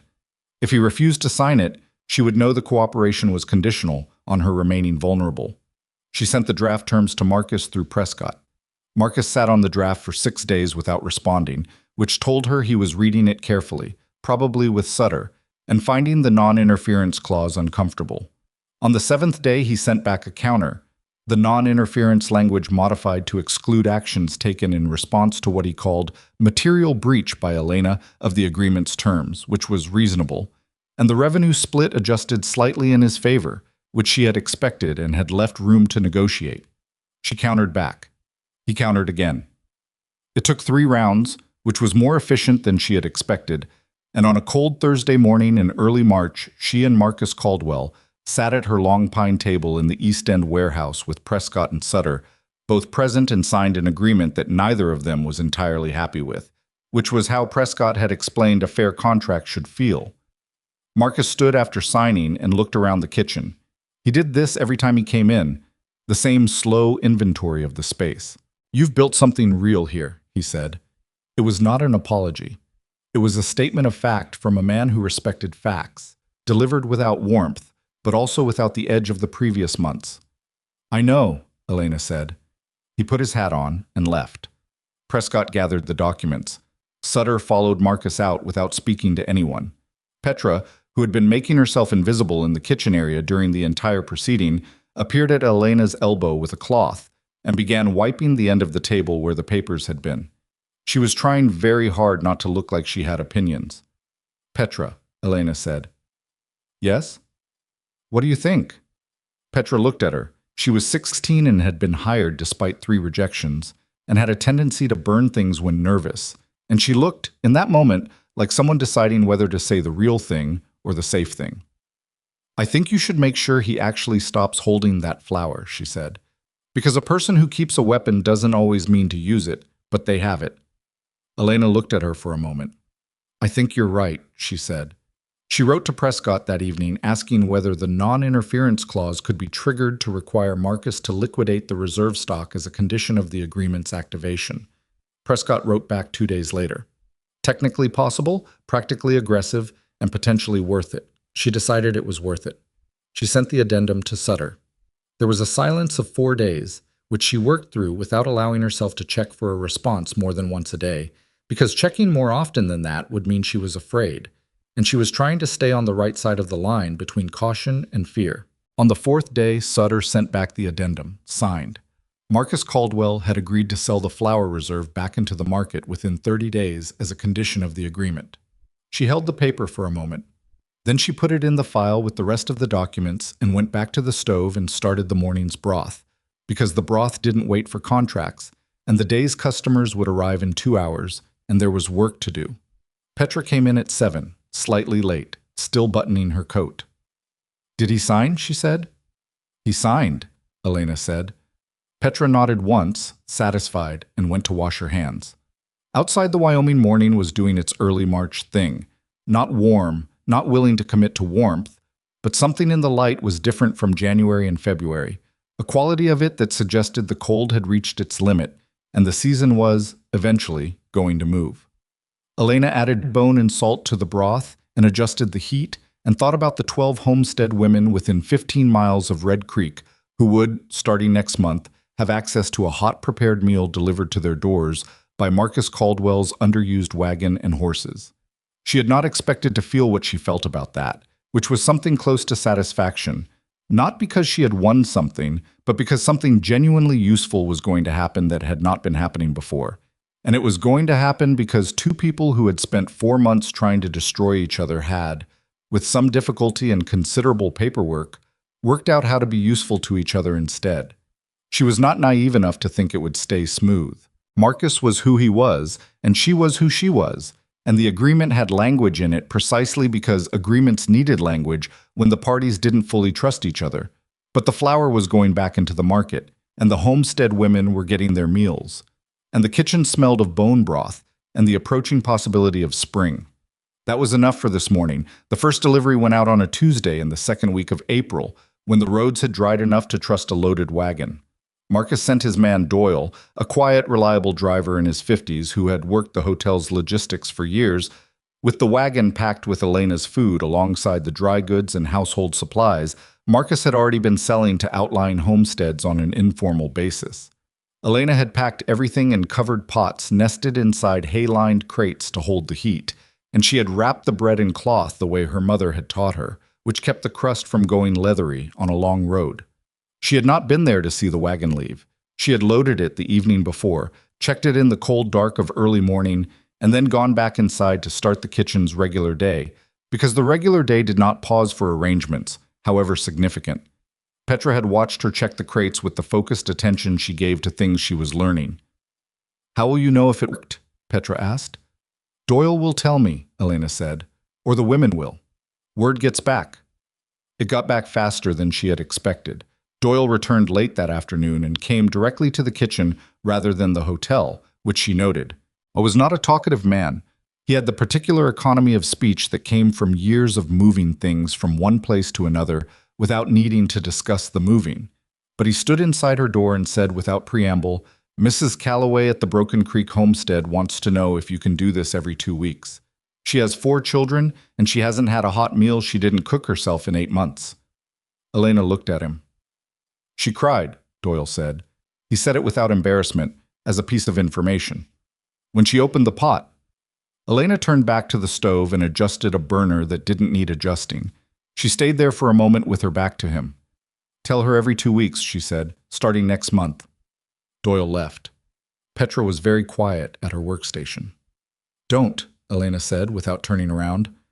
"I wasn't going to say anything," Petra said. "Good." She heard Petra go back, and she stood at the stove until she was certain her face was doing what she needed it to do, and then she turned around and went back to the prep. The delivery arrangement changed something in Red Creek that was hard to name precisely, but was visible in small ways. The homestead women who now received Elena's food twice a month began coming into town more often, for reasons that were partially practical and partially something else. They had a connection to the town now that was warmer than a supply run, something personal in it. Several of them began stopping at the kitchen when they came in, sitting for a meal, talking to Elena, and to each other in the way women talk when they have found a space that accommodates them. Ruth Beale noticed this and mentioned it to Elena with the particular satisfaction of someone whose prediction had been confirmed. "I told you it was genuine," she said. "You told me it was worth protecting," Elena said. "That's not the same thing." Ruth smiled. "Close enough." The kitchen itself was running at a level that had, somewhere in the transition from February to April, stopped feeling precarious. Not comfortable. Elena was too careful with money to feel comfortable, and the repayment schedule on the investment was a real obligation that she tracked weekly, but stable in a way that the shack behind the freight barn had never been. She had more tables, more chairs, more regular customers, and a supply chain that Marcus could no longer reach. She had also, without quite planning it, started doing something she had not done in the shack: teaching. It started with Petra, who had been learning by proximity and correction since October, and who by March had developed into a genuine competent kitchen worker, not creative yet but reliable and improving. Then one of the homestead women, a young wife named Clara, who came in from 12 miles out and sat watching Elena work with the hungry attention of someone storing information, asked directly if she could learn. Elena had said yes without thinking about it much, and Clara had come for 3 consecutive Tuesdays and learned how to properly handle a range, how to build a broth that was worth something, how to read the temperature of fat by the sound it made. After Clara there was another woman, and then 2 at once, and Elena found herself, on Tuesday mornings before the regular service, conducting something that was not formally a class but functioned as one. 4 or 5 women standing in her kitchen while she worked and explained and occasionally corrected, and they asked questions and took mental notes and went home and practiced. And some of what they practiced came back to her through Doyle's reports from the delivery route, where the quality of the food in certain homesteads was apparently improving. She had not set out to do this. She had set out to survive, and then to build a business, and the teaching had arrived as a natural extension of the work rather than a separate ambition. But she felt something in it that was different from the satisfaction of a good service day, something that lasted longer, that accumulated rather than exhausted. Petra noticed, because Petra noticed most things. "You're different on Tuesdays," she said one morning, with the directness of a 17-year-old who had not yet learned to be indirect. "Different how?" Elena said. "Less tired," Petra said, "even though you're doing more." Elena thought about this. "Some things give back while you're doing them," she said. Petra considered this with the serious face she gave to things she was filing away. "I'll remember that," she said. "What?" In May, Marcus Caldwell's bookkeeper sent Elena her first revenue statement from the delivery arrangement. She read the numbers at her work table on a quiet afternoon and then read them again because the first read hadn't fully resolved into meaning. The delivery operation was generating more revenue per unit of food than her sit-down service, because the homesteads were paying a premium for the convenience and the delivery, and that premium, after Doyle's wages and the wagon costs, was splitting favorably. It was not a dramatic sum, but it was real money on top of what the kitchen was already making, and the combination of the two, set against the repayment schedule, meant she was running ahead of her obligation by a margin that made the next quarter's payment less of a calculation and more of a certainty. She was not used to certainty. She had been operating in narrow margins for so long that the absence of immediate crisis felt like a new thing she needed time to trust. She folded the statement and put it in the file with the contract and Prescott's letters and the original lease from the shack, which she had kept because she was the kind of person who kept things and thought about what to do next. What she did next was practical rather than ambitious. She repaired the wobbly chair that had been wobbly since January because she had not had the hour to deal with it, and now she did. She turned it upside down on the work table after closing and examined the joint with the same attention she gave to everything structural, and found that the mortise had worked loose over months of use. She spent 40 minutes regluing and clamping it and set it aside to cure overnight. Petra watched this process without comment until Elena was nearly done. "That's it?" Petra said. "You get a good statement and you fix the chair?" "The chair was broken," Elena said. Petra was quiet for a moment. "I thought you might celebrate." Elena looked at the clamped chair. "This is celebrating," she said. "Fixing things that need fixing when you have the time to fix them right. That's what a good day looks like." Petra thought about this for a moment. "That's a very quiet way to celebrate." "I'm a quiet person," Elena said. She was not, particularly. She talked readily with customers. She was direct with suppliers. She was firm with Sutter's periodic inquiries about contract modifications, all of which required a certain amount of voice. But she understood what Petra meant. She did not mark achievements with noise. She marked them by extending the work. The trouble that arrived in June came from a direction she had not been watching. She had been watching Marcus, and she had been watching her supply chain, and she had been watching the repayment schedule and the delivery revenue and the Tuesday morning teaching sessions. She had not been watching the county assessor's office because there had been no reason to. The reason arrived in the form of a letter delivered by the county mail on a Thursday in early June. The letter informed her that the property at the east end of Red Creek, the warehouse she now occupied and had a financial interest in through the investment arrangement, had been reassessed for tax purposes effective the 1st of July. The new assessed value was 3 times the previous valuation. The tax increase that followed from this reassessment was substantial enough that, applied to the investment group's carrying costs, it would require a renegotiation of her repayment terms and might require additional capital contribution from the investors. She read the letter twice. Then she went to find Garvey. He had already received his own copy. He was sitting at his desk with it when she knocked, and he looked up at her with the expression of a man who had been doing the same reading she had. "Who requested the reassessment?" Elena said. Garvey set the letter down. "Reassessments are technically initiated by the county assessor's office." "Who prompted it?" He was quiet for a moment. "I don't know that directly." "Can you find out?" "I can make inquiries," he said. He said it in the careful tone of a man who knew the answer but needed to confirm it through channels before he could say it plainly. She went back to the kitchen and cooked through the afternoon with the particular focused intensity that descended on her when she was angry and had decided not to be angry yet. Petra had learned to recognize this state and moved around the kitchen with corresponding efficiency, not asking questions, handling her station with the competence she had developed over 7 months of daily work. At closing time, when the kitchen was clean and the stove banked and Petra had gone home, Elena sat at the long pine table with the reassessment letter and the investment agreement and a piece of paper and worked through what the numbers actually meant. The tax increase was real. It was also, when she traced it through the structure of the investment agreement and the revenue that the kitchen and the delivery route were now generating, manageable, not comfortable, not clean, but manageable, if the investors held their positions and didn't panic. The question was whether they would. Ruth was the one she called on first, the following morning, before the kitchen opened. Ruth read the reassessment letter with the face of a woman who had seen this kind of thing before and found it tiresome rather than frightening. "It's a pressure instrument," she said. "The same principle as the flour and the lease. Indirect. Designed to create a cost that becomes your problem rather than his." "Can it be challenged?" Elena said. "Reassessments can always be challenged," Ruth said. "The question is whether the challenge succeeds and how long it takes, and whether the cost of the challenge is worth the outcome." She folded the letter. "My husband has dealt with the county assessor before. There are relationships there." Elena looked at her. "What kind of relationships?" "The kind that take a meeting and a clear presentation of the facts," Ruth said. "Property assessments are supposed to reflect market value. The warehouse was vacant for 3 years before the investment group acquired it. Its market value at acquisition was what was paid for it.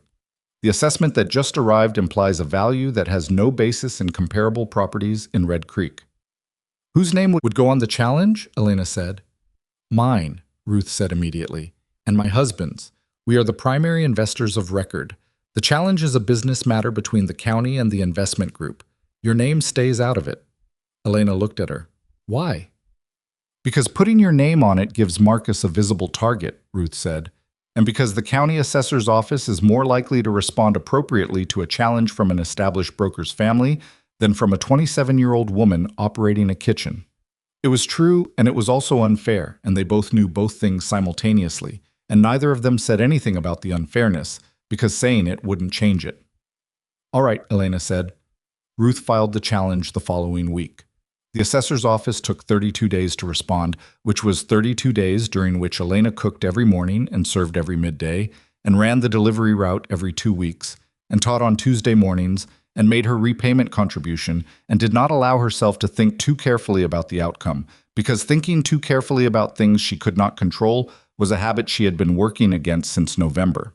She was not entirely successful at this, She woke 3 times in that 32 days at 3 in the morning and lay in the early dark, running the numbers until they stopped making sense, then got up and started the fire and the broth. The broth was always good when she started it early. That was something. What? Garvey confirmed the source of the reassessment request on a Friday afternoon, quietly, while she was closing up. Sutter filed a complaint with the assessor's office in April, he said. The complaint alleged that the warehouse property was being used for commercial purposes inconsistent with its zoning and therefore should be reclassified at the commercial tax rate. The commercial rate? Elena said, not a reassessment of value. The assessor's office converted it to a reassessment, Garvey said, which is legal but not what was requested. It suggests someone in the assessor's office had a particular interest in the outcome. Elena looked at him. Can that be demonstrated? Prescott thinks so, Garvey said. He found 2 other properties in the county that received similar reassessments following Sutter complaints in the past 3 years. Both belonged to businesses that were in competition with Caldwell's hotel holdings. She sat with this for a moment. That's a pattern. It is, Garvey said. Prescott is including it in Ruth's challenge documentation. A pattern was different from a single incident. A pattern was evidence of method, of deliberate and repeated use of a public office for private commercial advantage. And that was a different category of problem for Marcus than a single disputed assessment. Does Marcus know that Prescott found the pattern? Elena said. I don't know what Marcus knows, Garvey said, but Sutter is careful. If Sutter heard that the challenge documentation included the pattern, he would tell Marcus. She thanked him and he left, and she stood in her empty kitchen and thought about the shape of what was happening.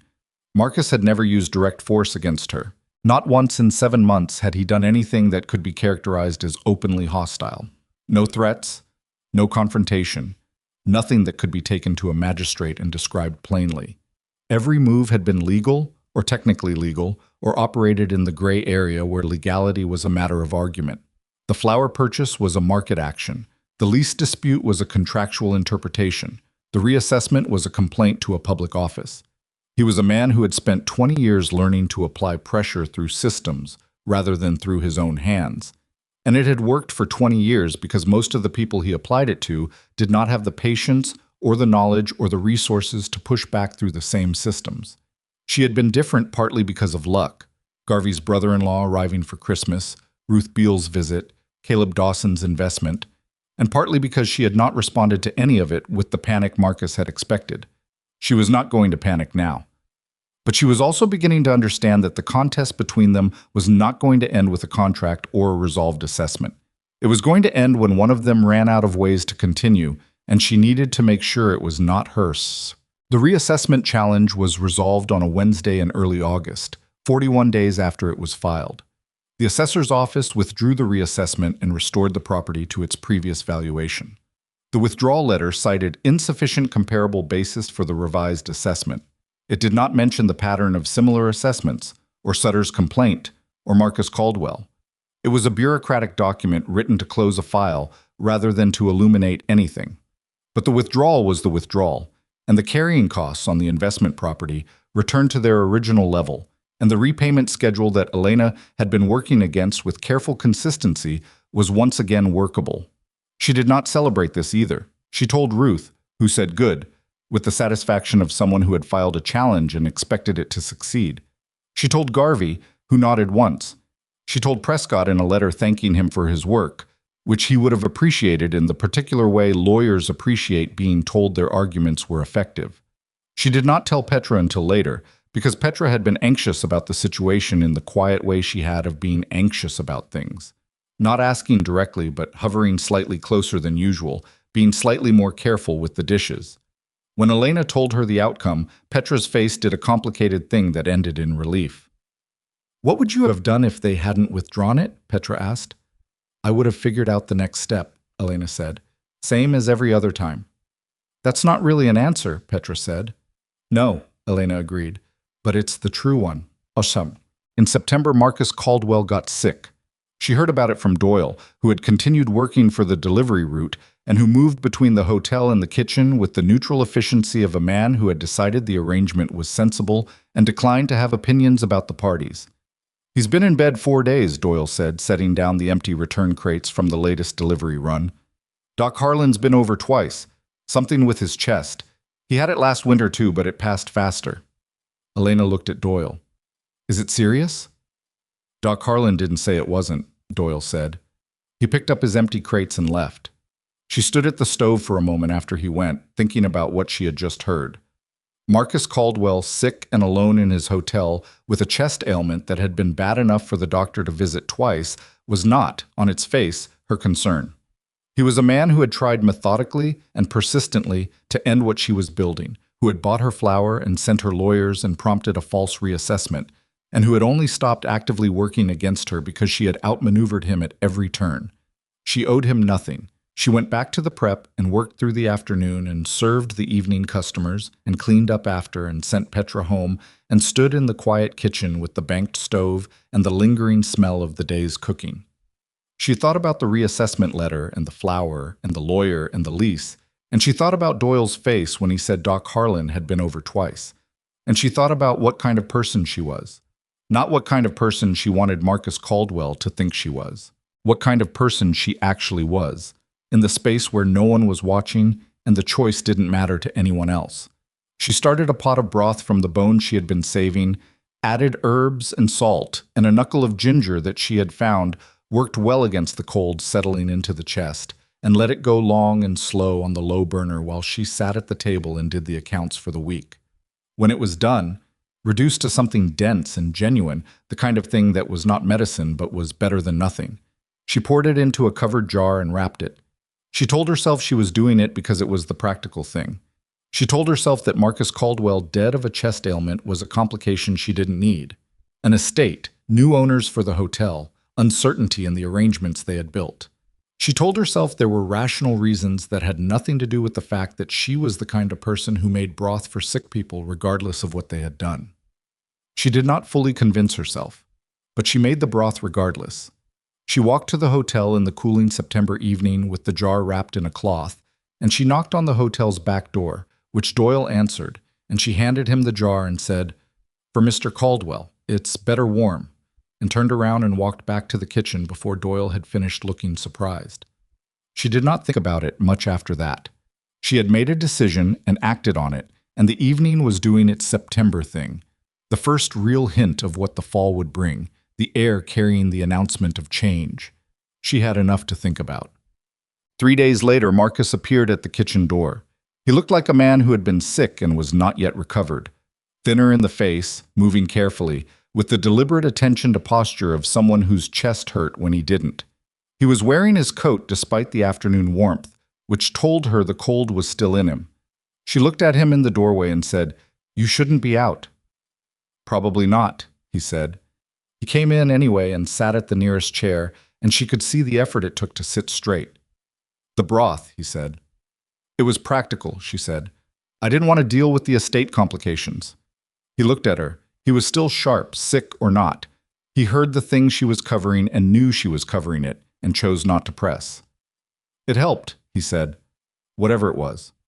She put a cup of tea in front of him without asking, because it was cold outside and he needed to be warmer than he was. He wrapped his hands around the cup.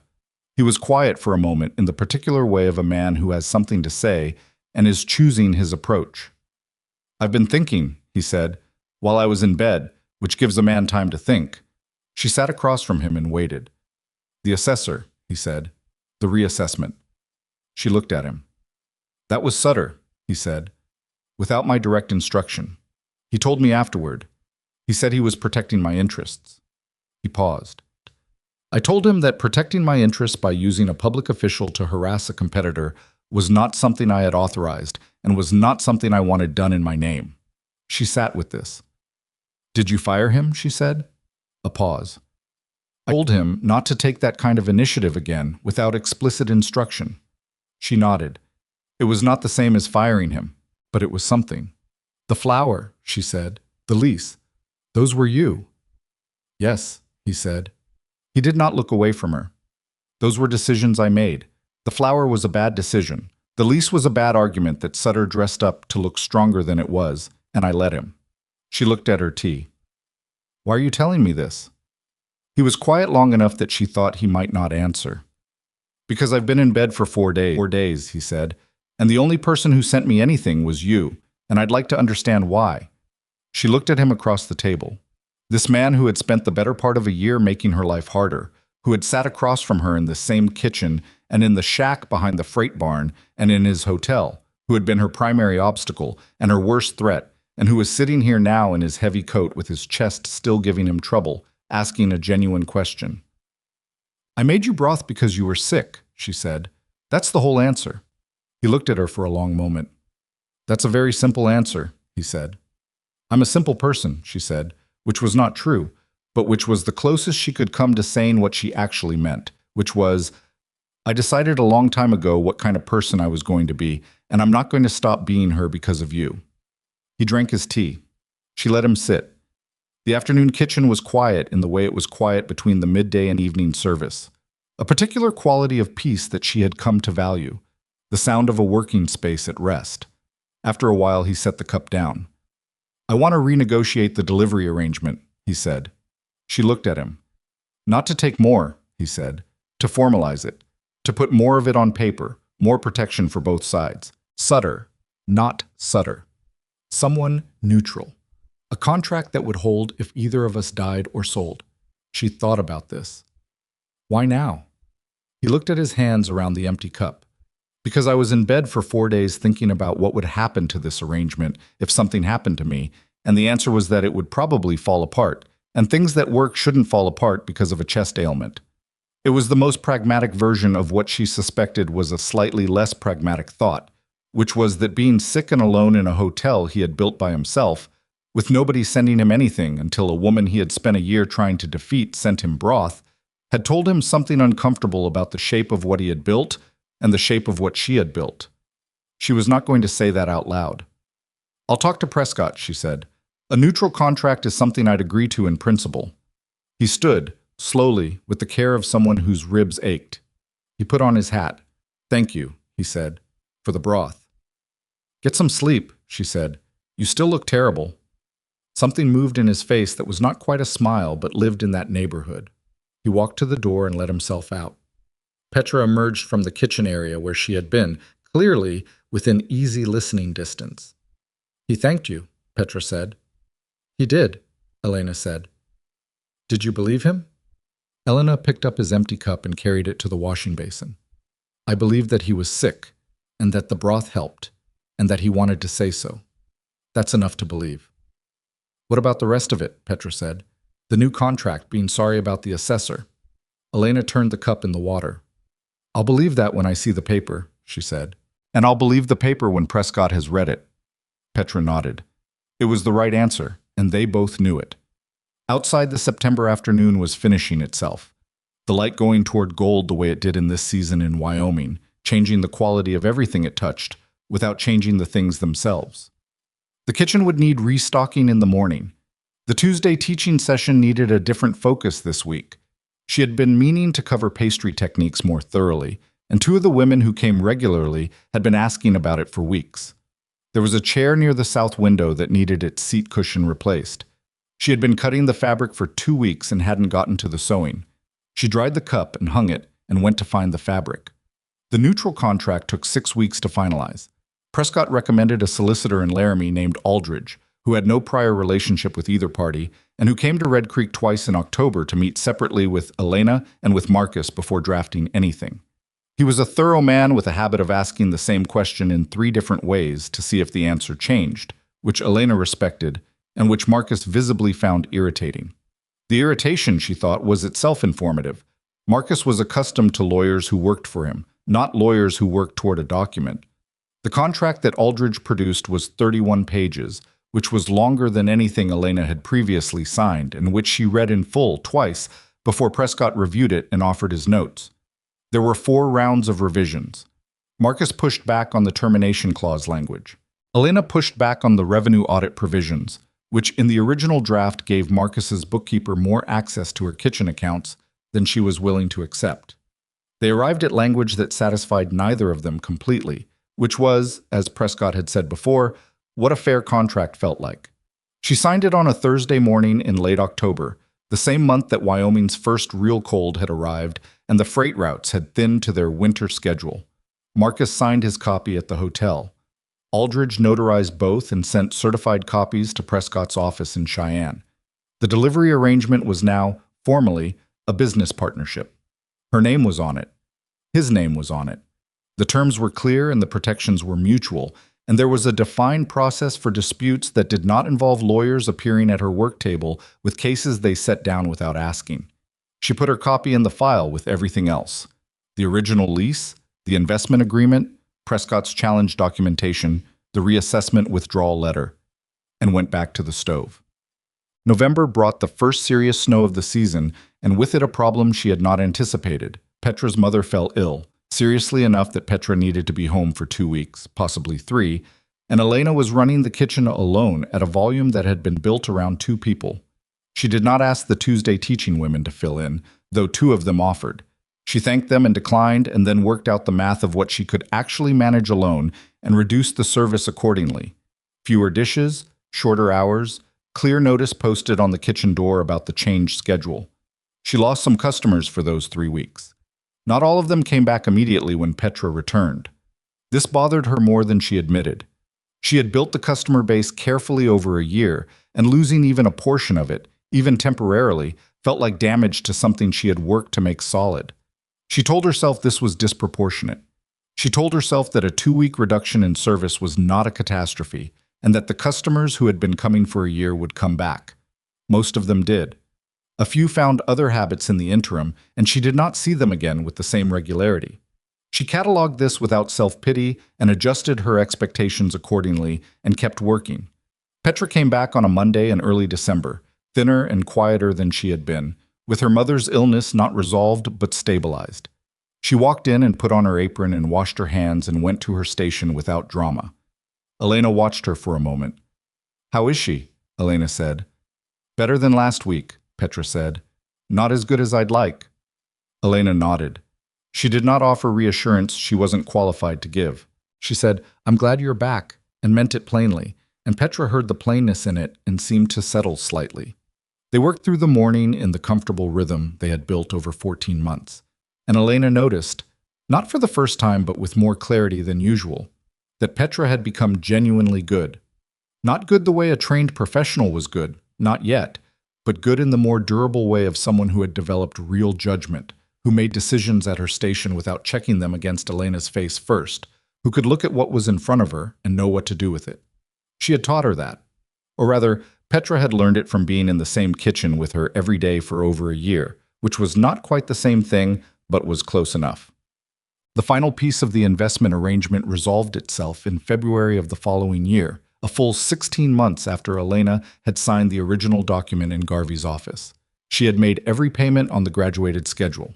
The last payment was the largest, as the terms had specified, and it cleared the primary investment obligation. What remained after that payment was a small residual that the agreement allowed her to settle either in cash or by converting it to a minority ownership stake held by the investors on a non-participatory basis, meaning they would hold a small paper interest in the property but have no operational involvement. She chose the conversion. It meant the investors maintained a connection to what they had helped build, which seemed right to her, not out of sentiment exactly, but out of the understanding that the kitchen existed in its current form because of what they had done in January of the previous year, and that erasing that by paying them out completely would be a kind of dishonesty about how things had actually happened. Ruth, when she heard Elena's reasoning, was quiet for a moment. "Most people would just pay it off," she said. "I know," Elena said. "Why didn't you?" Elena thought about how to say it. "Because when I walked into that first meeting with my list of questions, I was trying to figure out whether I could trust you. And it turned out I could." "That's worth something that isn't in the contract." Ruth looked at her for a moment with the particular expression she had when something had confirmed a conclusion she had already drawn. "You're going to be here a long time," Ruth said. "I plan to be," Elena said. On a Saturday afternoon in March, a full 17 months after Elena Whitmore had arrived in Red Creek with $38 and her mother's skillet, Marcus Caldwell came to the kitchen carrying something. He set it on the long pine table without ceremony, a set of 6 china plates, cream-colored with a narrow blue border, clearly from the hotel's dining room stock and clearly the best pieces the hotel owned. Elena looked at the plates. She looked at him. My dining room has 42 of these, he said. I'm not using all of them. I don't need your charity, Marcus, she said. It's not charity, he said. It's an arrangement. You've been serving 40 people a day on mismatched tin. It makes the food look worse than it is. My plates on your tables is good for the delivery business, which is good for both of us. He paused. Also, I broke 2 of my own last month, and I'm down to 40, so 42 was already an overcount. She looked at the plates again. They were good plates. They would make a difference in how the tables looked, and she was honest enough with herself to admit that it mattered. Leave them, she said. He did. She arranged 4 of them on the nearest table and stood back and looked at the effect. The room looked different with them. More considered, more intentional. Not elegant in the hotel's formal sense, but complete in its own way. Petra appeared at her shoulder and looked at the plates. From him? Petra said. Yes. Petra was quiet for a moment. Are you going to be able to trust that? It was the right question, and Elena gave it the time it deserved. I trust that the arrangement is good for him, she said, and that as long as it's good for him, he'll hold to it. That's a different kind of trust than what I have with Ruth or Garvey or you, but it's real. Petra considered this. That sounds exhausting. Some relationships are, Elena said. That doesn't mean they're not worth having. Yeah. There is something that does not get talked about enough when people tell stories about women who built things against long odds, which is how much of it was not dramatic. The flower crisis was dramatic. The lease dispute had a shape to it. The reassessment, the contract negotiations, Marcus appearing at her door. These were moments with weight and direction, moments that could be described in terms of conflict and resolution. But most of what Elena Whitmore built was built in the hours between those moments. In the 4 a.m, fire starting, and the bone broth that went on the back burner before anyone else in Red Creek was awake. In the Tuesday teaching sessions where she stood in her own kitchen and showed women how to read a stove. In the 40 minutes she spent repairing a wobbly chair on the evening she got a good financial statement, because the chair was broken and she had the time. She was not a saint, and she had not claimed to be. She had been short with a ranch hand who asked a question twice. She had oversalted the stew and burned the bread in the hard week of December. She had lain awake at 3 a.m. running numbers until they stopped making sense, not once, but many times. She had felt afraid and had gone back to work because going back to work was what there was to do, and she had not always done this gracefully. What she had done, consistently and without exception, was continue. Not because she was extraordinary in some innate way, but because she had decided, on a Thursday afternoon in late October of 1891, standing in a broken-down shack with a dirt floor and a stove that listed to the left, and a key that Marcus Caldwell had handed her with a smile designed to humiliate, that the alternative to continuing was something she was not willing to accept. That decision was not a dramatic one. It did not feel heroic in the moment. It felt like exhaustion and necessity, and the particular stubbornness of a person who has reached the end of their options and discovered that the end of options is not the same as the end of possibility. By the spring of 1893, Elena's kitchen was the most visited establishment in Red Creek. The hotel still stood. Marcus still ran it, still sent his guests to her kitchen for meals with a recommendation that had started as a business decision and had become something more genuinely generous over time, in the incremental way that people sometimes change when the thing they feared turned out not to destroy them. He was not a transformed man. He was still calculating, still careful, still the kind of person who kept his options organized. But he had stopped trying to end what she had built, and the delivery arrangement they ran together was bringing prepared food to 23 homesteads within 30 miles of Red Creek, and the women on those homesteads had formed a loose network among themselves that passed recipes and problems and news along the same routes that Doyle's wagon traveled. Elena had not planned any of that. She had planned a kitchen. The rest had followed from the kitchen the way things follow when something genuine is at the center of them. Petra had turned 18 and was now her full partner in the kitchen, which meant Elena was paying her a proper wage rather than the apprentice rate she had started at, and which meant Elena could take 1 full day off per week, a thing she had not managed in the first year and a half. She used the day inconsistently, sometimes to walk, sometimes to sit at the long pine table with coffee and the accounts, sometimes to sew the cushion covers and mend the things that had been waiting for the hour she'd finally found. She did not think of it as rest exactly. She thought of it as the thing that made the other 6 days possible. The cast iron skillet her mother had given her hung on a hook beside the new range, which was twice the size of the original and had been operational for 8 months and still required her full attention to manage properly. She used the skillet regularly because certain things cooked better in it than in anything else, and because it connected the kitchen she had now to the kitchen she had started with in a way that mattered to her, even though she would have had trouble explaining exactly why. Some things you keep because they're useful. Some things you keep because they tell you something true about where you came from and what it cost to get to where you are. And both kinds of keeping are legitimate. She was 29 years old. She had a kitchen that fed 40 people a day, a delivery route that reached 23 homes, a set of 6 good china plates on her long pine table, an ongoing Tuesday teaching session that had quietly changed the cooking quality of an entire county, and a file of documents that represented the shape of a year and a half of not quitting. She had lost her husband and most of what she'd owned and arrived in a strange town with almost nothing and been handed a key to a broken-down shack by a man who expected her to fail. She had not failed. Not because failure was impossible, or because the odds had secretly been in her favor, or because things had worked out the way they were supposed to. She had not failed because she had kept making broth and fixing chairs and asking the right questions and going back to work on the mornings when going back to work was the hardest thing she could imagine doing. That is not a small thing. In the places where people are trying to build something real against genuine resistance, and there are more of those places than the stories usually acknowledge, that unglamorous, relentless continuation is the work, not the dramatic moments. The continuation. On a morning in late April, Petra arrived at 7 to find Elena already at the stove, which was not unusual, with the morning's broth going and the bread in the first rise, and the south-facing windows letting in the particular quality of Wyoming spring light that Elena had come to think of as the best light of the year. Petra hung her coat and washed her hands. "Same as yesterday?" she said. "Same as yesterday," Elena said. Petra went to her station. The kitchen filled with the sounds of work, the low sound of the fire, the movement of 2 people who had learned to share a space without negotiating every step, the smell of bread and bone, and the coming day. Outside, Red Creek was doing what small towns do in the early morning, waking slowly, the freight barn opening its doors, Fitch pulling back the shutters on the store windows, the first wagon of the day coming up the road with the particular sound of iron wheels on packed earth. Elena stirred the broth and adjusted the heat and thought about the day's menu, which she had mostly planned but not entirely, because there was always one thing she didn't decide until she saw what was in front of her. That was how it worked. You planned what you could, and you worked with what was there, and you kept going, and the keeping going was the whole of it. She reached for the salt.